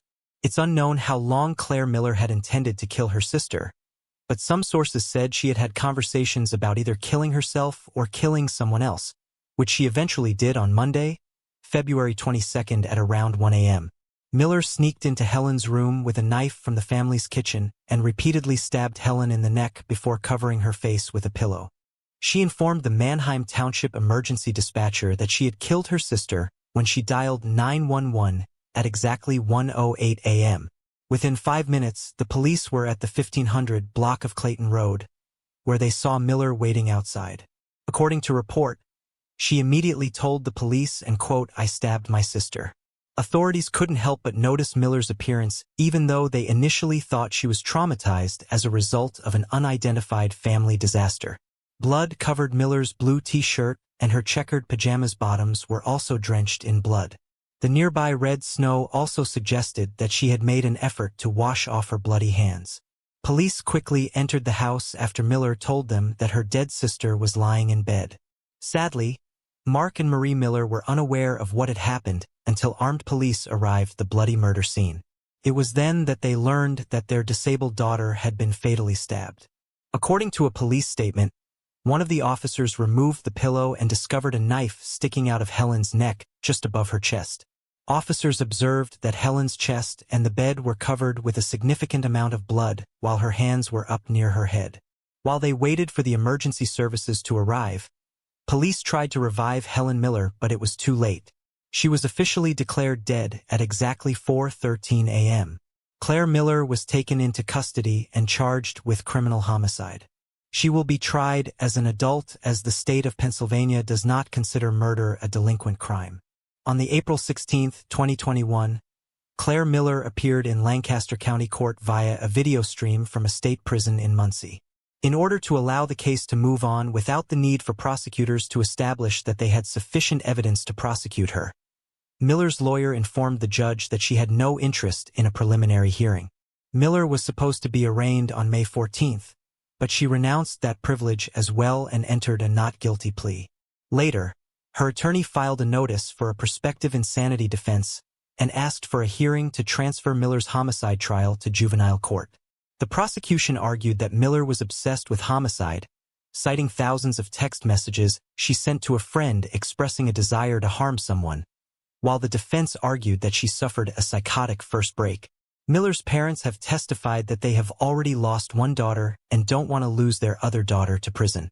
Unsettlingly, Miller's TikTok audience increased by almost 11,000 after the murder became public knowledge, and her final post received millions of views before TikTok completely deleted her account.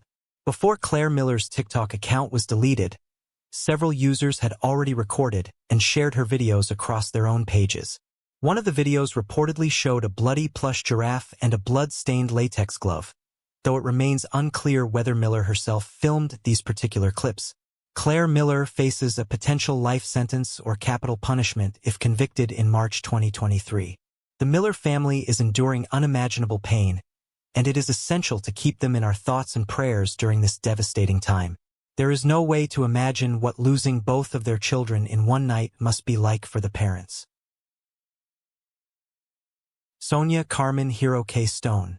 Sonia Carmen Hero K. Stone, born on May 27, 1951, in Quebec, Canada, relocated to the United States in the 1970s.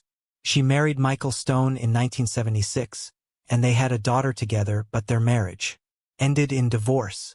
By 1980, Sonia was a single mother, raising her 4-year-old daughter on her own while working for the Levi Strauss Company. On October 15, 1981, after taking her daughter to school and running errands, Sonia Carmen Hero K. Stone returned home. Around 12 p.m., her friend, Caroline McBride, visited her after multiple attempts to reach her by phone went unanswered. Upon arriving at Sonia's home in Carmel Point, Monterey County, California, Caroline discovered Sonia's lifeless body just inside the front door. The 30-year-old Sonia appeared to have been sexually assaulted, lying on the floor with her purse nearby, its contents spilled around her.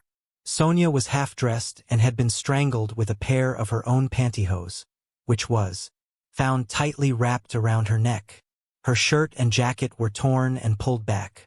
A terrified Caroline placed a call through to the Monterey County Sheriff's Office, who immediately dispatched officers to the crime scene. The investigators were of the opinion that the position where Sonia was found in her home suggested that she was attacked as soon as she opened her front door to go in.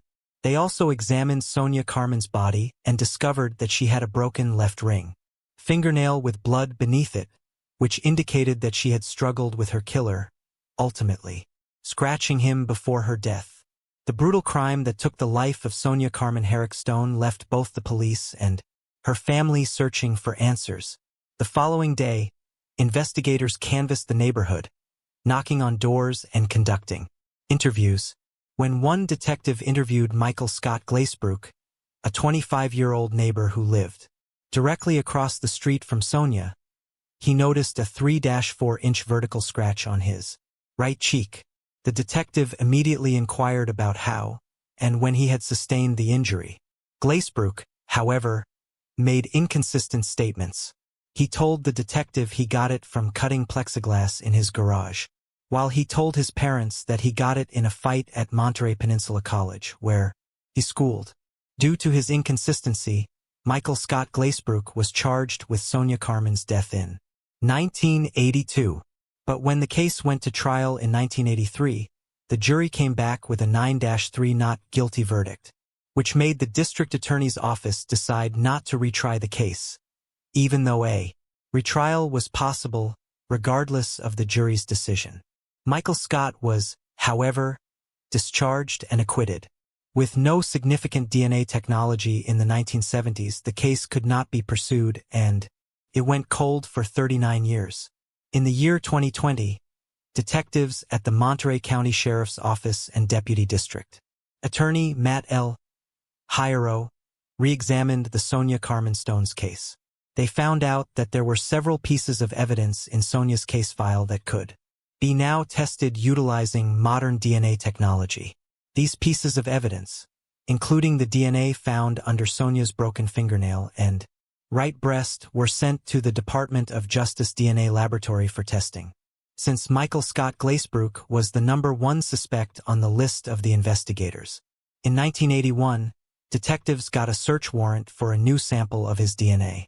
They were able to obtain a new DNA profile easily because Michael Scott Glazebrook was still alive and works in Monterey County. After the DNA sample from Sonia Carmen Stone's crime scene was tested and compared with the DNA sample gotten from Michael Scott Glazebrook, it immediately came out as a match. Doctors then conducted surveillance at Michael Scott Glazebrook's residence in the city of Seaside. Around 8 p.m. on August 14, 2021, Glazebrook drove away from his home. Michael Scott Glazebrook was eventually arrested in connection with the murder of Sonia Carmen K. Stone. In a symbolic gesture to honor Sonia, all detectives involved in his capture wore Levi's jeans, a nod to her time working at Levi Strauss. After an 8-day jury trial in 2023, Glazebrook, now 67 years old, was convicted of Sonia's murder. He is set to be sentenced in April, with the possibility of spending the rest of his life in prison without parole. Following the conviction, Sonia's daughter, now 44, expressed her relief, saying, "It's been a day that we have been waiting for a really long time. Sonia was a wonderful woman, and we're so happy to see justice for her." Moving on to the next case. Scott Johnson and Michael Noon formed a deep connection after meeting at the University of Cambridge, where Scott had moved to pursue his studies in mathematics.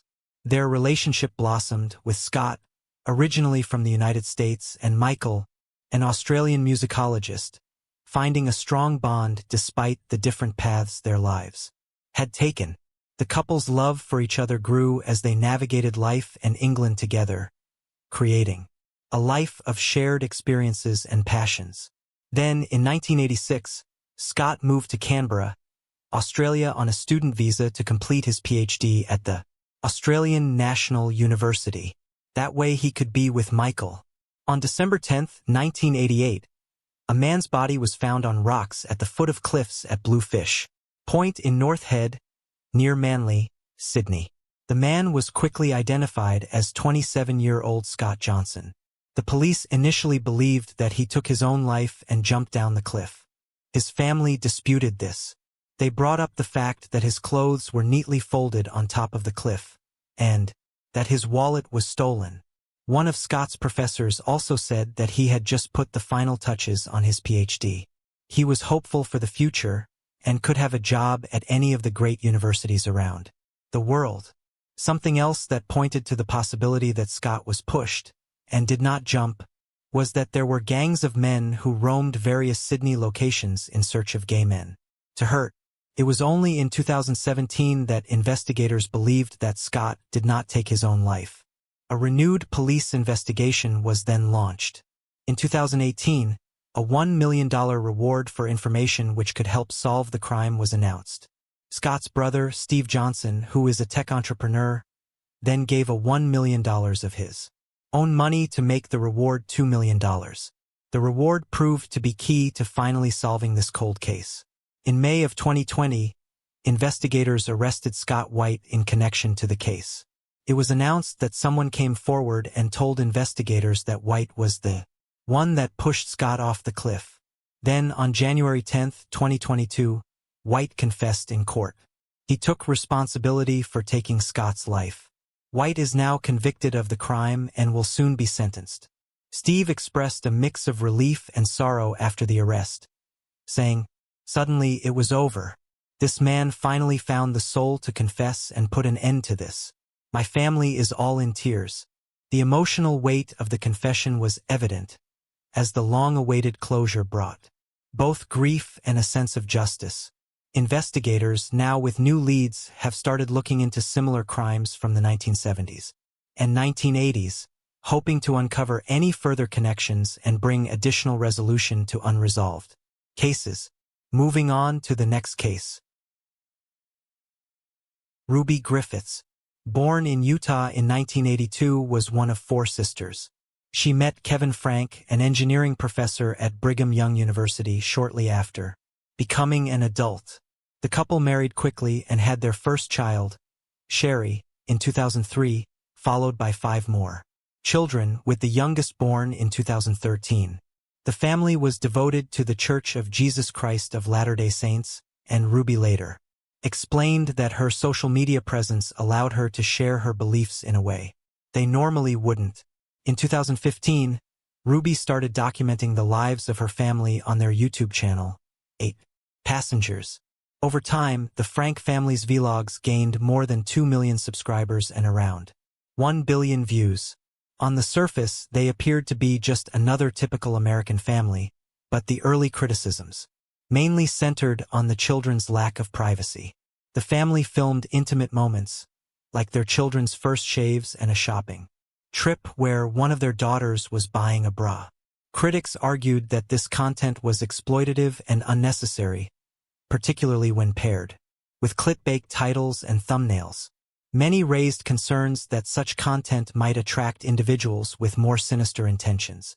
In the weeks that followed, fresh vlogs revealed troubling details about the Frank children, including the fact that several of them had no friends and 2 of the older children had not had access to their mobile phones for over a year.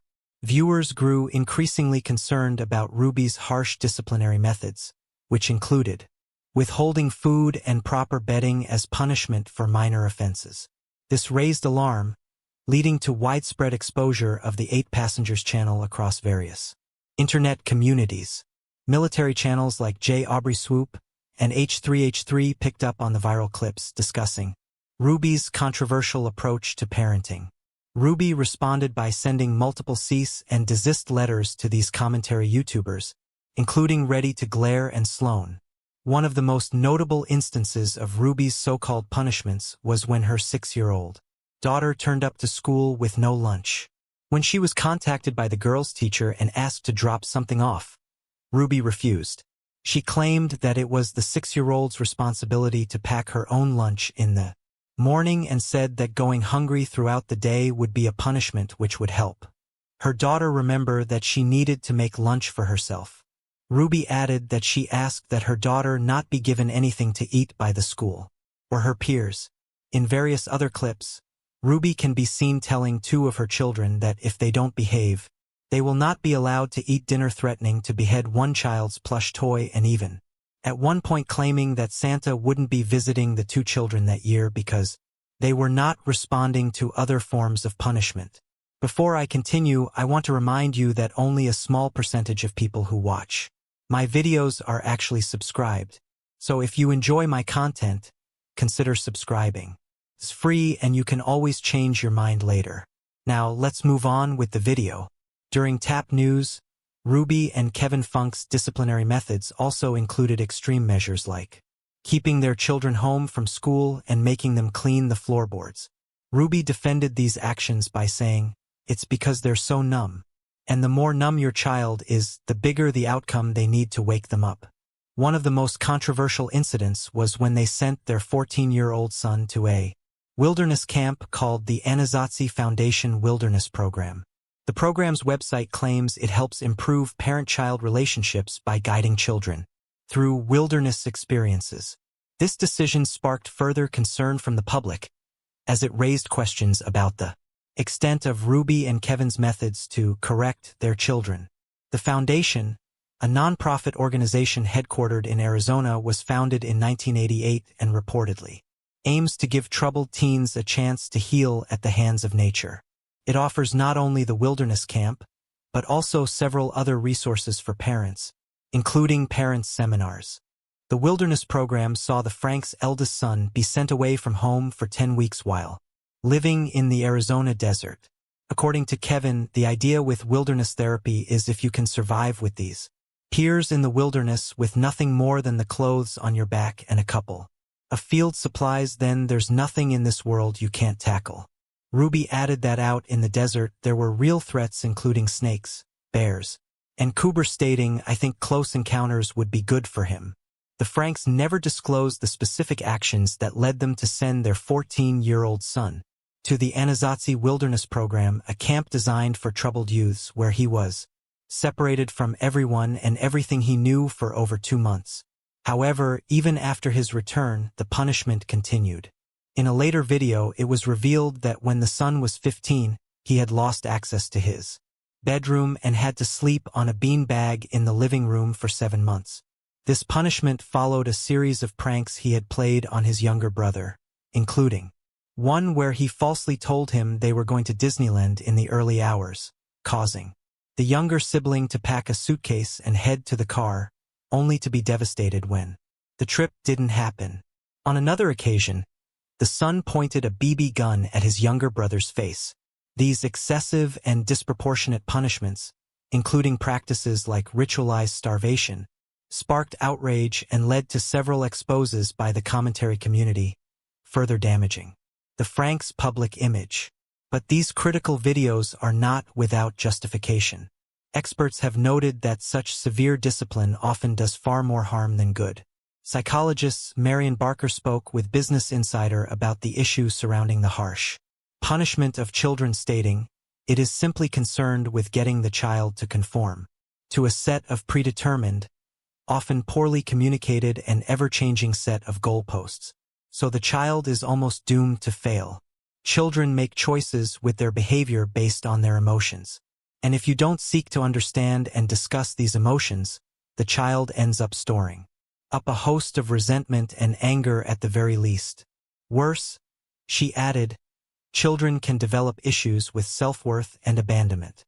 Taking a child's bed is considered one of the worst forms of punishment a parent can dole out, as everyone seeks safety in their environment, and taking away the bed, quote, strips this out entirely and actually leaves the child in trauma." Likely due to the scandal in 2021, the 8 Passengers channel began to decline in popularity, and uploads became less frequent. Kevin told the media that the backlash the family had received over their punishments tactics had also led them to losing brand deals and sponsorships. Eventually, the channel was deleted altogether, and in its place in June 2022, Connections was established. This new channel was designed to give and share family and parenting advice. Several years earlier, in 2019, Ruby had met Jody Hildebrandt after she counseled one of the Frank children. Following this, Ruby hired Hildebrandt as her personal mentor.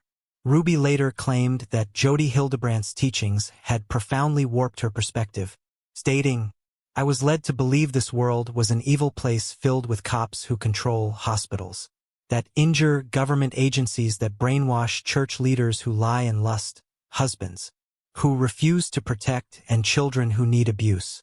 Jody Hildebrandt was born in June 1969 and pursued a degree in English literature at Brigham Young University in Provo, Utah, before earning a master's degree in educational psychology from the University of Utah. Following her studies, Hildebrandt worked as the program director at a drug rehabilitation facility in Utah and became a licensed counselor in 2005. In 2007, she founded Connections, initially described as a counseling company focusing on relationships and businesses. However, Hildebrandt's career has been marked by controversy and a troubled track record. In 2012, she was put on probation for 18 months after disclosing sensitive confidential information about a former client to the LDS Church and Brigham Young University several years earlier. She claimed that the patient had serious issues but never formally diagnosed him, and reportedly didn't even spend enough time with the patient to figure out what was going on. Furthermore, in 2010, a teen living with Hildebrandt described as her niece reported her to the police after being forced to sleep outside in a sleeping bag and having duct tape placed over her mouth. The teen also described being made to wear the same clothes for weeks on end, and investigators discovered that the girl was not enrolled in school. The teenager told officers Jody is some kind of therapist and thinks she has all the answers. But Jody insults me all the time in front of others and acts like I am evil by not letting me talk to kids or others. Neighbors recalls that in 2020, the Frankie family first moved to Springville. Initially, they interacted with their local church and the children befriended others their own age. But as the years passed, the children were eventually removed from school. Around the same time as connections came into play, Ruby and Kevin separated, with Kevin moving out of the family home in August 2022. The children were frequently left home alone from this point on. And eventually, the blinds were left permanently closed and paper was placed over the windows. Both neighbors and the oldest Frankie daughter, who was now at university, repeatedly tried to involve the police, but their requests that the children be checked on often led nowhere, as the children never answered the door. The audience Hildebrandt and Ruby had on Connections was not nearly as large and loyal as it had been on the 8 Passengers channel. Ruby also created a new Instagram account as part of her work with Connections called Moms of Truth, which similarly to Connections offered parenting advice. On the Instagram account, Ruby stated that followers should avoid what she referred to as coping strategies. These coping strategies included social media, exercise, and socializing. Unsurprisingly, many people, including other parents, found the strategies that Connections taught to be extreme and harsh, with some critics likening the program to a cult. NBC News reported that several former clients said Hildebrandt's techniques were based in the LDS faith and that she used an extreme approach that included shaming her clients. Connections branded itself as a support group designed for mothers, intended to help treat those lost in the darkness of a distortion. Together, Ruby and Hildebrandt created video content that taught things including parents shouldn't love their children unconditionally or that children don't deserve privacy. The pair were also accused of being homophobic, transphobic, ableist, and racist in this content. Everything in Ruby's life turned upside down when she and Hildebrandt were arrested in Aubens, Utah on August 30, 2023 on suspicion of child abuse. Shortly before their arrest, Ruby's youngest son, now 12, climbed out of a window in the home he and his siblings shared with Hildebrandt and ran to a neighbor's house. He asked for food and water, and the neighbor was alarmed to discover duct tape on the boy's ankles and wrists. They promptly alerted the police. Arrests records later stated that he was taken to the hospital and treated for deep lacerations from being tied up with rope as well as malnourishment. His 9-year-old sister, Ruby's youngest daughter, was also rescued from the scene and found to be malnourished. The 2 remaining children in the house were taken into custody of Child Protection Services. Ruby's youngest son told police that Hildebrandt would put cayenne pepper and honey on their wounds, which were caused by being tied with a rope. Inside the home, investigators discovered cello tape, saran wrap, lots of paperwork, 2 super-absorbing dressings, 2 Coban bandages, 3 sets of brown and white rope, 2 pairs of handcuffs, and 3 carabiners. Further information documented in the arrest record showed that Ruby had filmed the video in Hildebrandt's house just days earlier, meaning she was very aware of the abuse her children were suffering. She was denied bail following her arrest, given the state of her children and the fact that investigators still needed to speak with them. Both Ruby and Hildebrandt were subsequently charged with 6 felony counts of aggravated child abuse during a shelter hearing about Ruby's 4 youngest children. Her 2 oldest children had not been living at home at the time of the abuse. She made the bizarre allegation that one of the children had been sexually abusing a younger sibling and had allegedly confessed to sexually abusing others. In mid-December, Ruby's lawyers claimed she was a devoted mother, as they looked to secure a plea deal. They claimed that Hildebrandt had taken advantage of the mother of six, noting, quote, over an extended period, Hildebrandt systematically isolated Ruby Frank from her extended family, all the children and her husband, Kevin Frank.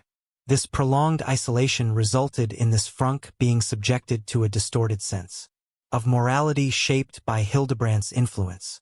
A statement filed with the court to support her guilty pleas revealed that Ruby had abused her children from May 22, 2023 up until her arrest. She claimed that the punishments were a form of repentance and described her actions as acts of love. She also admitted that her actions involved physical torture.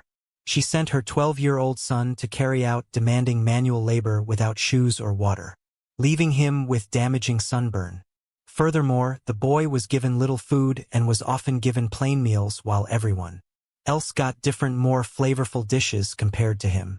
Ruby also admitted to kicking the young boy while wearing boots, holding his head underwater, and hog-tying him. He was kept isolated with no entertainment. Ruby's youngest daughter didn't fare better. She was also forced to work outside, run on dirt roads without shoes for lengthy periods of time, and was starved and not given water. Both children were declined beds and had their heads shaved as punishment.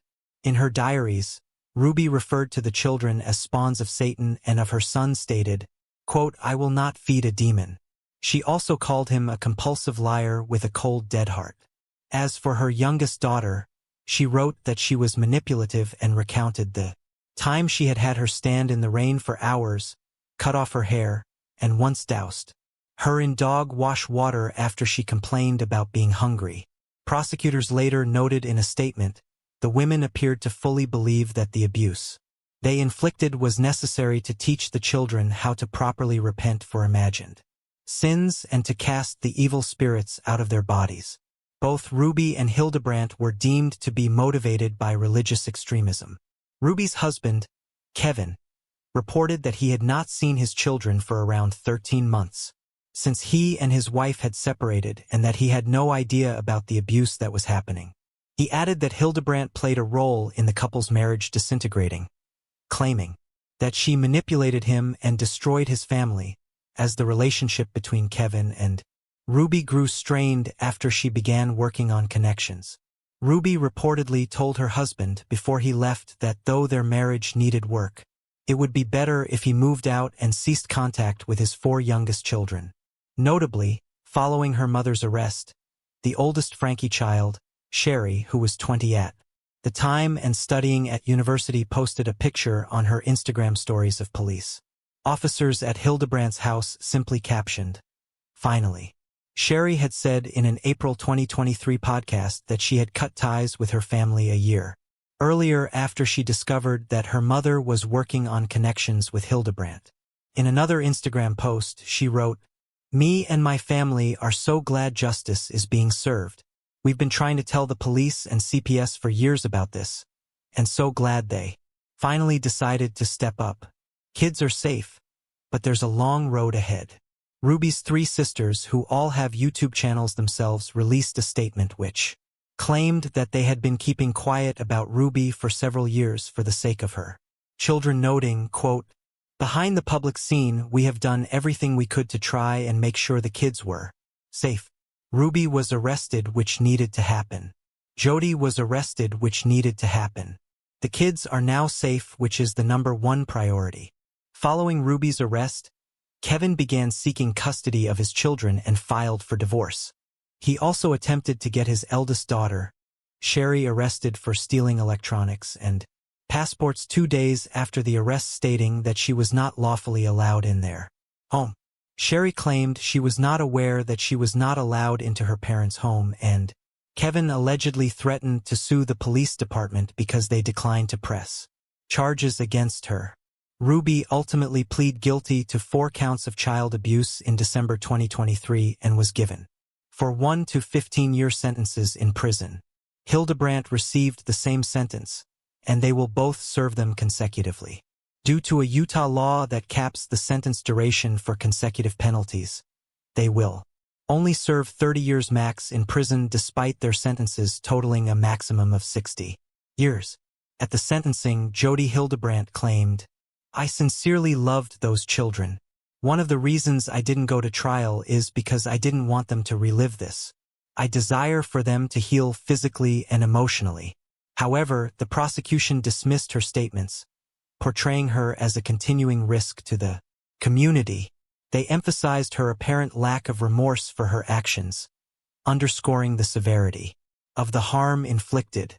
Ruby, in her plea of guilty, stated with deep remorse, "With my deepest regret and sorrow for my family and my children guilty." At her sentencing hearing, she further expressed her anguish, saying, "I'll never stop crying for hurting your tender souls. My willingness to sacrifice all for you was masterfully manipulated into something very ugly. I took from you all that was soft and safe and good." Addressing the influence of Jody Hildebrandt, Ruby admitted, "I was led to believe the world was an evil place. For the past 4 years, I have chosen to follow counsel and guidance that have led me to a dark delusion." Lam Yohe, better known as Elisa Lam to her peers at the University of British Columbia and the broader public, was a bright, thoughtful, and creative student. Her interests in fashion and talent for writing were overshadowed by the struggles of bipolar disorder and mental health challenges, which many believe played a role in her disappearance and tragic death.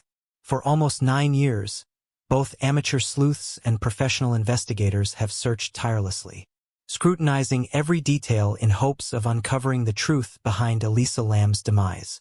Despite their efforts and the available evidence, these investigations have only raised more questions than answers, leaving the mystery unresolved and open to anyone willing to take on the challenge. As a hope to provide a more substantial reasoning built upon observable evidence and situational analysis, this is an examination of the bizarre circumstances surrounding Elisa Lam's confusing death. Elisa Lam was born on April 30, 1991 in Vancouver, British Columbia to 2 immigrants from Hong Kong, David and Yenna Lam. Her parents opened up a restaurant in Burnaby, Canada, and the family helped operate the popular dining spots called Paul's Restaurant for years. In 2010, Elisa started her first blog on the internet titled E.T. Fields. Throughout the next couple of years, she used the platform to showcase her love of fashion and clothing, often posting magazine articles and fashion-related photography.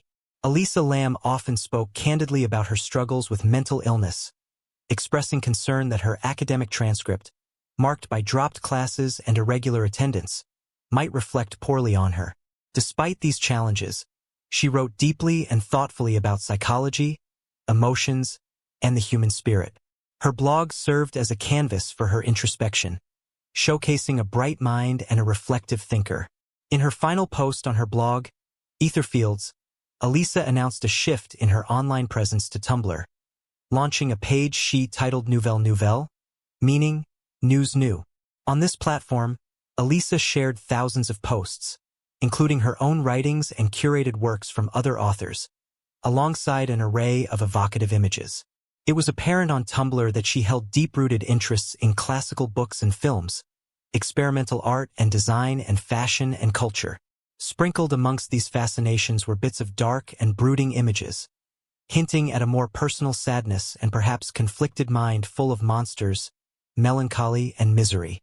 In fact, Elisa did have a history with a couple of psychological disorders. This narrative kept under wraps by her family for months after her disappearance and death. Specifically, she was diagnosed for bipolar disorder and depression. Bipolar disorder is a mental health condition characterized by episodes of depression as well as periods of unusually elevated mood, known as mania or hypomania. Elisa Lam managed her condition with medications like Dexedrine, Wellbutrin, and mood stabilizers. For much of her life, she coped with her struggles effectively, showing no significant signs of instability or risk to herself or others. Up until her ill-fated trip to Los Angeles in 2013, Elisa displayed resilience and functionality despite her challenges. It's essential to remember Elisa Lam as more than her diagnosis.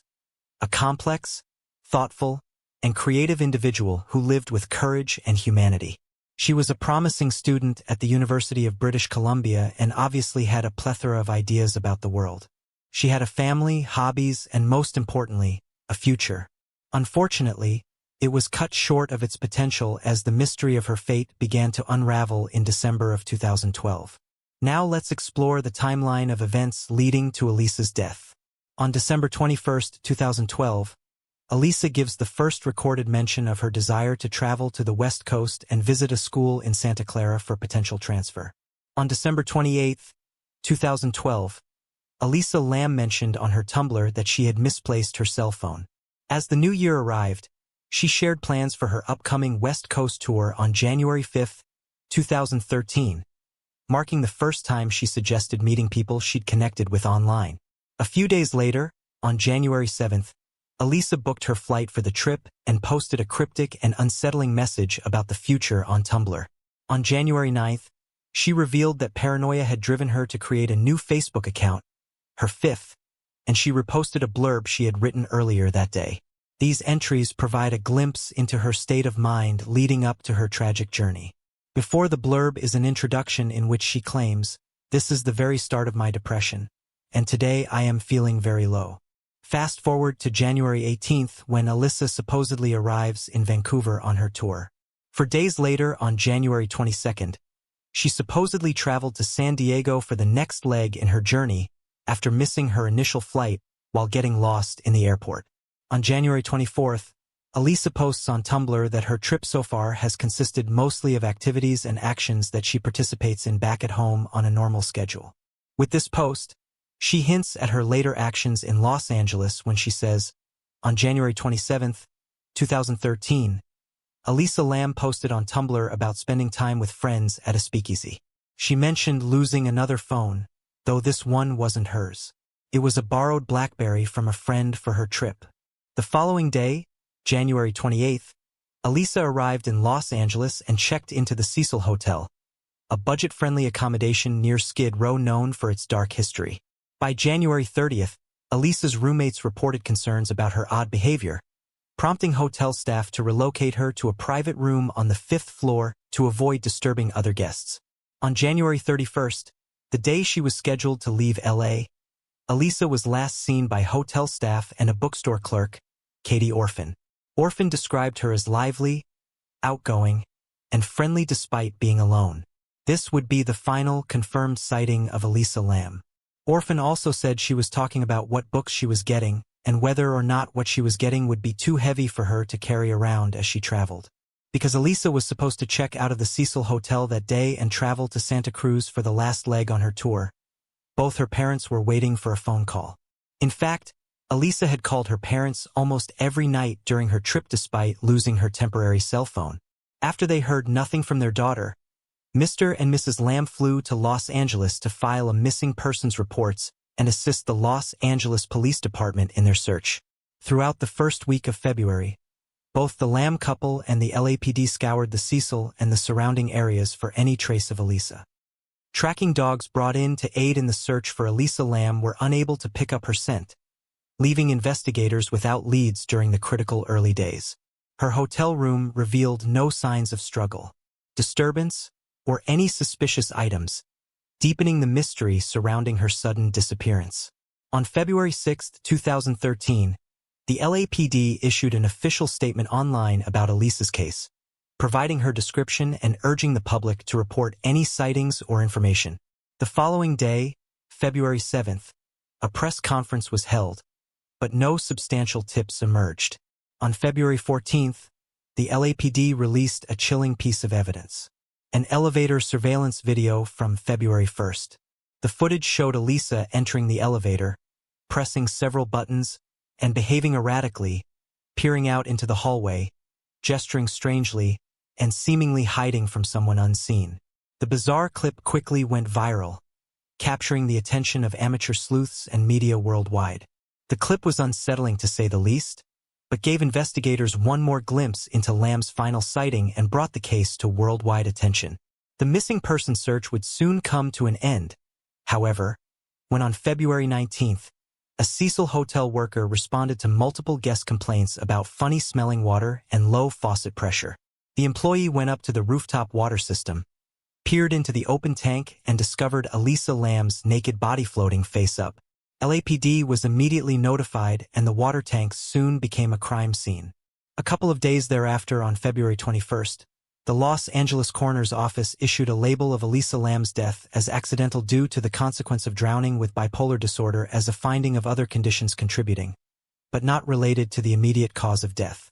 In June 2013, the Los Angeles coroner's office released the full autopsy and toxicology reports related to Elisa Lam's case. While the findings did not introduce any groundbreaking revelations, they confirmed that Elisa's body was discovered unclothed in the water tank, with her clothes, keys, and watch also retrieved from the tank, all covered in a sandy residue. Despite the official ruling that her death was accidental, the reports failed to quell public curiosity or skepticism. Over the years, the case has inspired an endless stream of theories, ranging from plausible scenarios to far-fetched conspiracies. These discussions, fueled by the enigmatic elevator footage and unanswered questions, have continued to overshadow the coroner's conclusions, ensuring Elisa Lam's story remains a haunting enigma. Many questioned the police investigation and even more saw possible holes in the final reports. Regardless, the timeline of Elisa Lam's death and its direct series of events blossomed into the most talked-about case of the 21st century. Without a doubt, the most controversial and scrutinized piece of the Elisa Lam case is the 4-minute CCTV footage that the LAPD pulled from one of the Cecil Hotel surveillance tapes situated in the upper corner of a main elevator carriage in the northern corridor. The video is a bit grainy and segments of it are hard to clearly make out. But one thing is for certain, Elisa Lam is the subject of the footage and is clearly reacting to something. The enigmatic elevator footage of Elisa Lam leaves an unsettling impression that's difficult to shake. While the exact reasons behind her actions will likely never be fully understood, the clip takes on an even stranger dimension when viewed through the lens of her apparent unease. Her cautious glances out of the elevator suggest she might have felt she was being followed. At times, it seems as though she could be speaking, perhaps to herself, adding another layer of ambiguity. The seemingly arbitrary pressing of buttons upon her entry, the empty hallways, and her indistinct gestures and movements create a puzzling scene.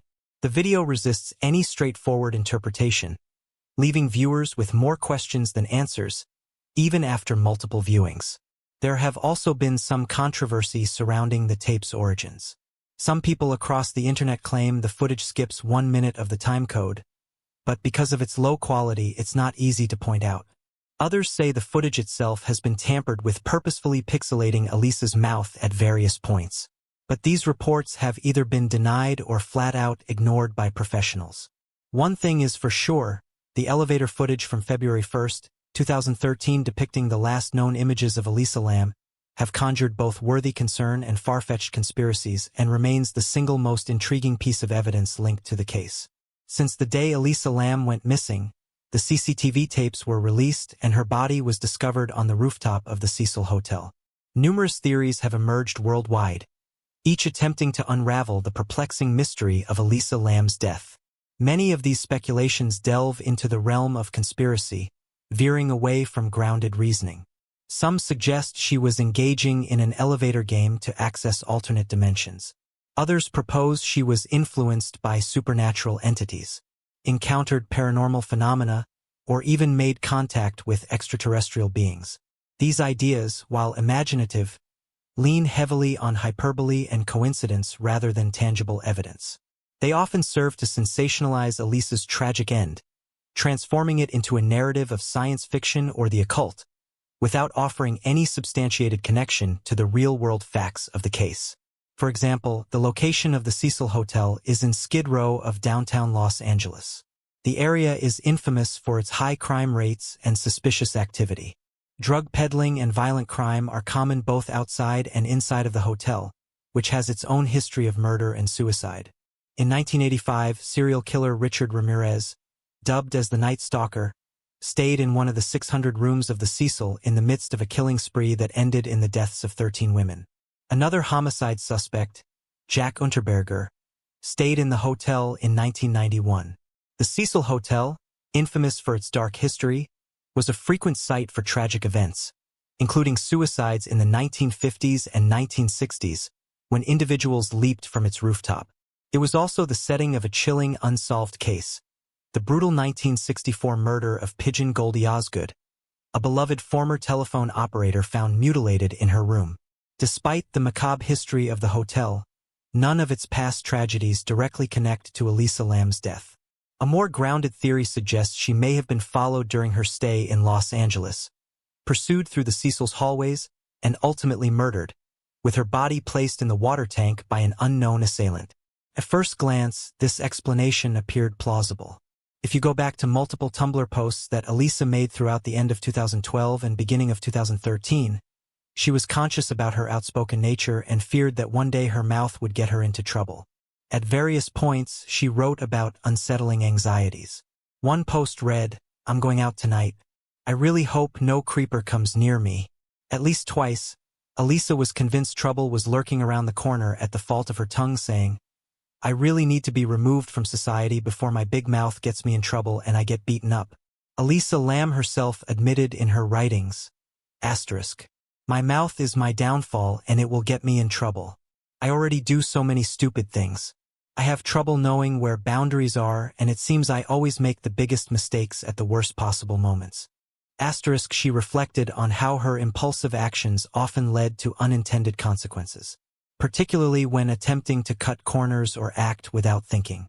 Additionally, she acknowledged a tendency to spark arguments with strangers, which raises the possibility that she might have encountered a confrontation in the wrong place at the wrong time during that winter in Los Angeles. This context adds another layer of complexity to the case, especially when paired with her peculiar behavior observed in the infamous elevator footage. After she enters for the first time and presses the floor buttons, she waits a few moments before slowly approaching the elevator's door frame. She then quickly sticks her head out in the hallway and glances from side to side in a hurried manner, then pulling back into the elevator. She pins herself against the wall and then into the corner, acting as if she was avoiding the vision of someone from outside. She goes back to the door frame once more and again, cautiously sticks her head into the open. From here, she makes a series of random movements before pressing more buttons. When Elisa returns outside for the final time, she appears to be communicating either verbally or with hand gestures, but no one is seen in the footage.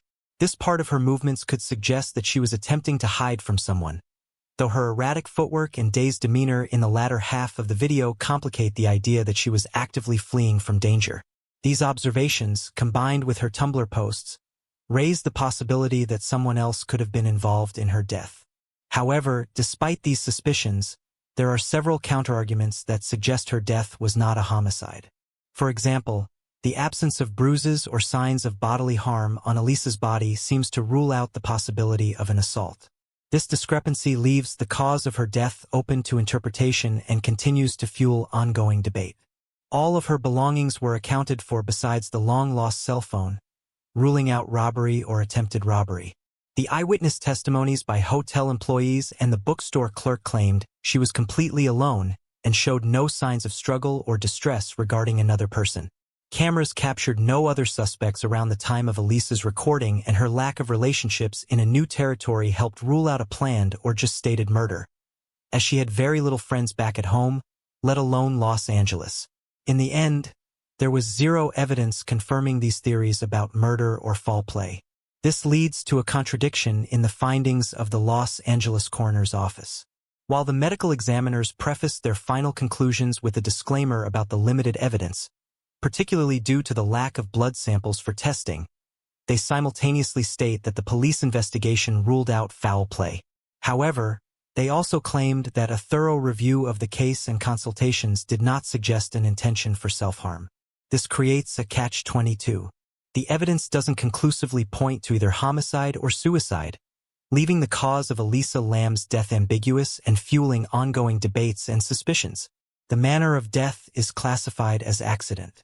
So if there was no harmful intention either by Lam herself or a second suspect, then how exactly did Elisa accidentally climb up a massive cylinder, discover it was a water tank, lift up an incredibly heavy lid and jump into the dark water? And if the lid was already opened, why did she choose to climb in as a response? Murder and suicide are polar opposite explanations that have both been deemed inapplicable. Believers that Elisa was killed by somebody else linger over the fact that the rooftop access was protected by alarms on the doors and the fact that her accessing the water tanks required agility and strength. This sets a foundation for the theory that Elisa Lam's death was the result of a manic episode induced by her bipolar disorder. The toxicology reports confirmed the presence of medications, specifically antidepressants, in her system, which suggests that her mental state on the day of her death was influenced by these substances. These factors, combined with her previous struggles with the disorder, could have led to erratic behavior, such as her actions in the elevator footage.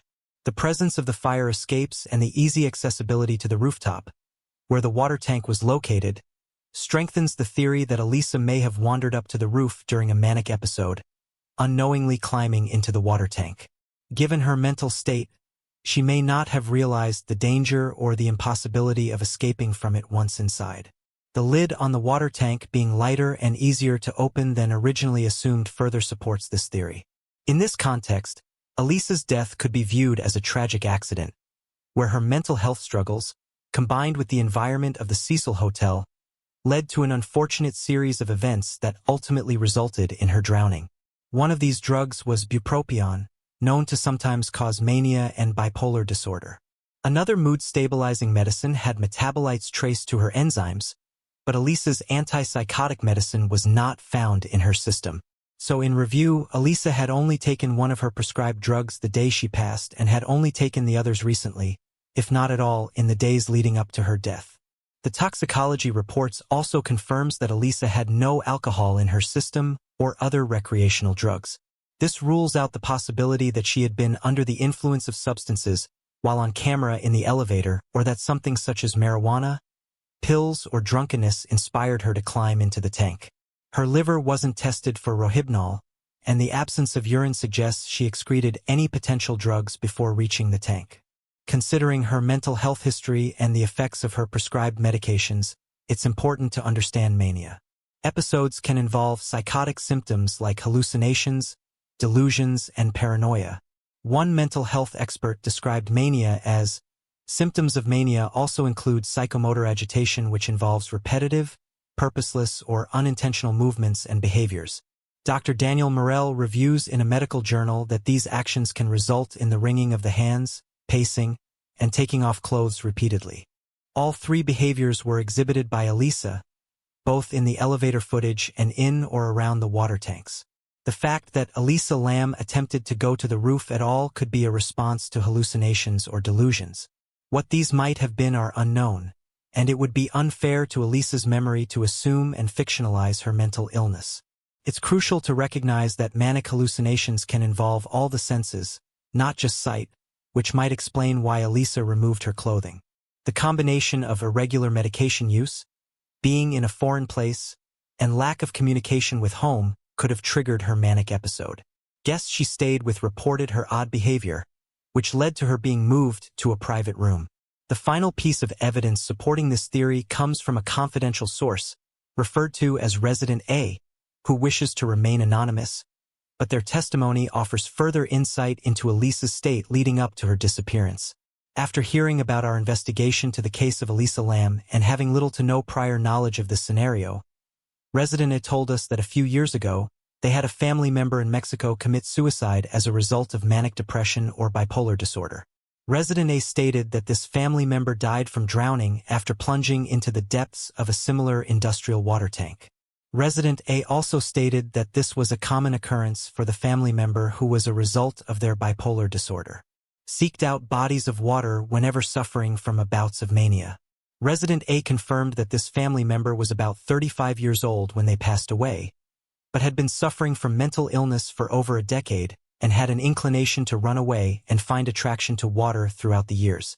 While this case has no direct relation to Elisa Lam, it's peculiar that both instances involve a confirmed bipolar subject who, as a result of their condition, drowned because of an unconscious gravitation to water. While there is limited research on phenomena like Elisa Lam's case, It's clear that her selection of the Cecil Hotel's water tank may not have been a mystery, but rather a tragic result of her psychological illness. After considering all available evidence, scientific research, and social patterns, it seems the chief coroner's initial report holds true that Elisa Lam died accidentally from drowning as a consequence of bipolar disorder. Though various theories were proposed, the lack of concrete evidence and their speculative nature led them to be dismissed. The case has captivated people worldwide because it's often difficult to accept simple, tragic explanations for unsettling events. Psychological disorders are heavily stigmatized even today, but also very misunderstood. People don't want to accept that Elisa Lam was suffering from hallucinations due to bipolar disorder because that's only in her mind, and they struggle accepting such indistinction. Instead, it's far easier to tell our own versions of what we want to have happened. Something more fantastical or intriguing than mental illness. For example, some people believe another party was involved because Lam's cell phone was missing and her Tumblr remained active for months following her death. The simple explanation for some of the confusion around Elisa Lam's case lies in the fact that her original phone was lost weeks before her trip. Additionally, Tumblr accounts often populate with posts similar to previous content for a while after they go dark, which may have added to the confusion. Many struggle to comprehend how Lisa could make it to the rooftop and into the water tanks undetected. However, this is clarified in the undisputed material facts in the motion for summary judgment documents filed after the Cecil Hotel was sued. According to Box 10, the rooftop access door is equipped with an electronic alarm system that alerts hotel staff when the door is opened. Box 14 notes that the alarm for this door did not go off at any point in January or February 2013. This means that Elisa used one of the 3 fire escapes to reach the rooftop, which was proven possible by an international guest at the Cecil Hotel via a YouTube demonstration. In addition, the motion for summary judgment reports in Box 20 that someone could theoretically access the water tank by climbing to the top of an elevator utility room and jumping down on the water tank from above. This photo depicts the elevator utility room in question, which allows easy access from a red set of stairs and a joined ladder. The leap from that structure to the water tanks is also quite negligible as seen put to scale with the size of a human portrayed here. In terms of the elevator video, our story-centric minds want to fill in the hallways on either side of the elevator with monsters and perpetrators and supernatural phenomena. In the end, what truly happened on the night of February 1st, 2013, remains a mystery only Elisa Lam herself could fully understand. What we can trust is that the unpredictability of mental illness, particularly her struggle with bipolar disorder, likely played a significant role in her disappearance. Elisa, a young woman grappling with an identity crisis and growing anxiety about her life's purpose, had been open about feeling the onset of depression and acknowledging the impulsive and reckless tendencies that could indicate a manic episode. These were signs she herself recognized, suggesting her mental state likely contributed to her tragic fate. Elisa Lam was at an age when many individuals begin to experience breakthrough symptoms of conditions like bipolar disorder and schizophrenia, which can be triggered by stress or changes in environment. The unfamiliarity of Skid Row, combined with insomnia and a lack of proper medication, likely contributed to her confusion and eventual manic episode. There is no single factor that led to her tragic death. It was a combination of her mental health struggles, circumstances, and the viral nature of the bizarre video footage that sparked unwarranted conspiracy theories. This examination of her case should serve as a step toward reducing the stigma around mental illness and fostering a more compassionate understanding of her challenges. Elisa Lam was indeed a remarkable individual, full of potential, with her own passions, interests, and dreams. Her story reminds us of the importance of supporting and caring for those who face mental health challenges. It's crucial to continue the conversation around mental illness, to offer help and understanding before situations spiral into something as tragic as Elisa's. By honoring her memory, we can foster a more compassionate society and work toward preventing similar tragedies from occurring in the future.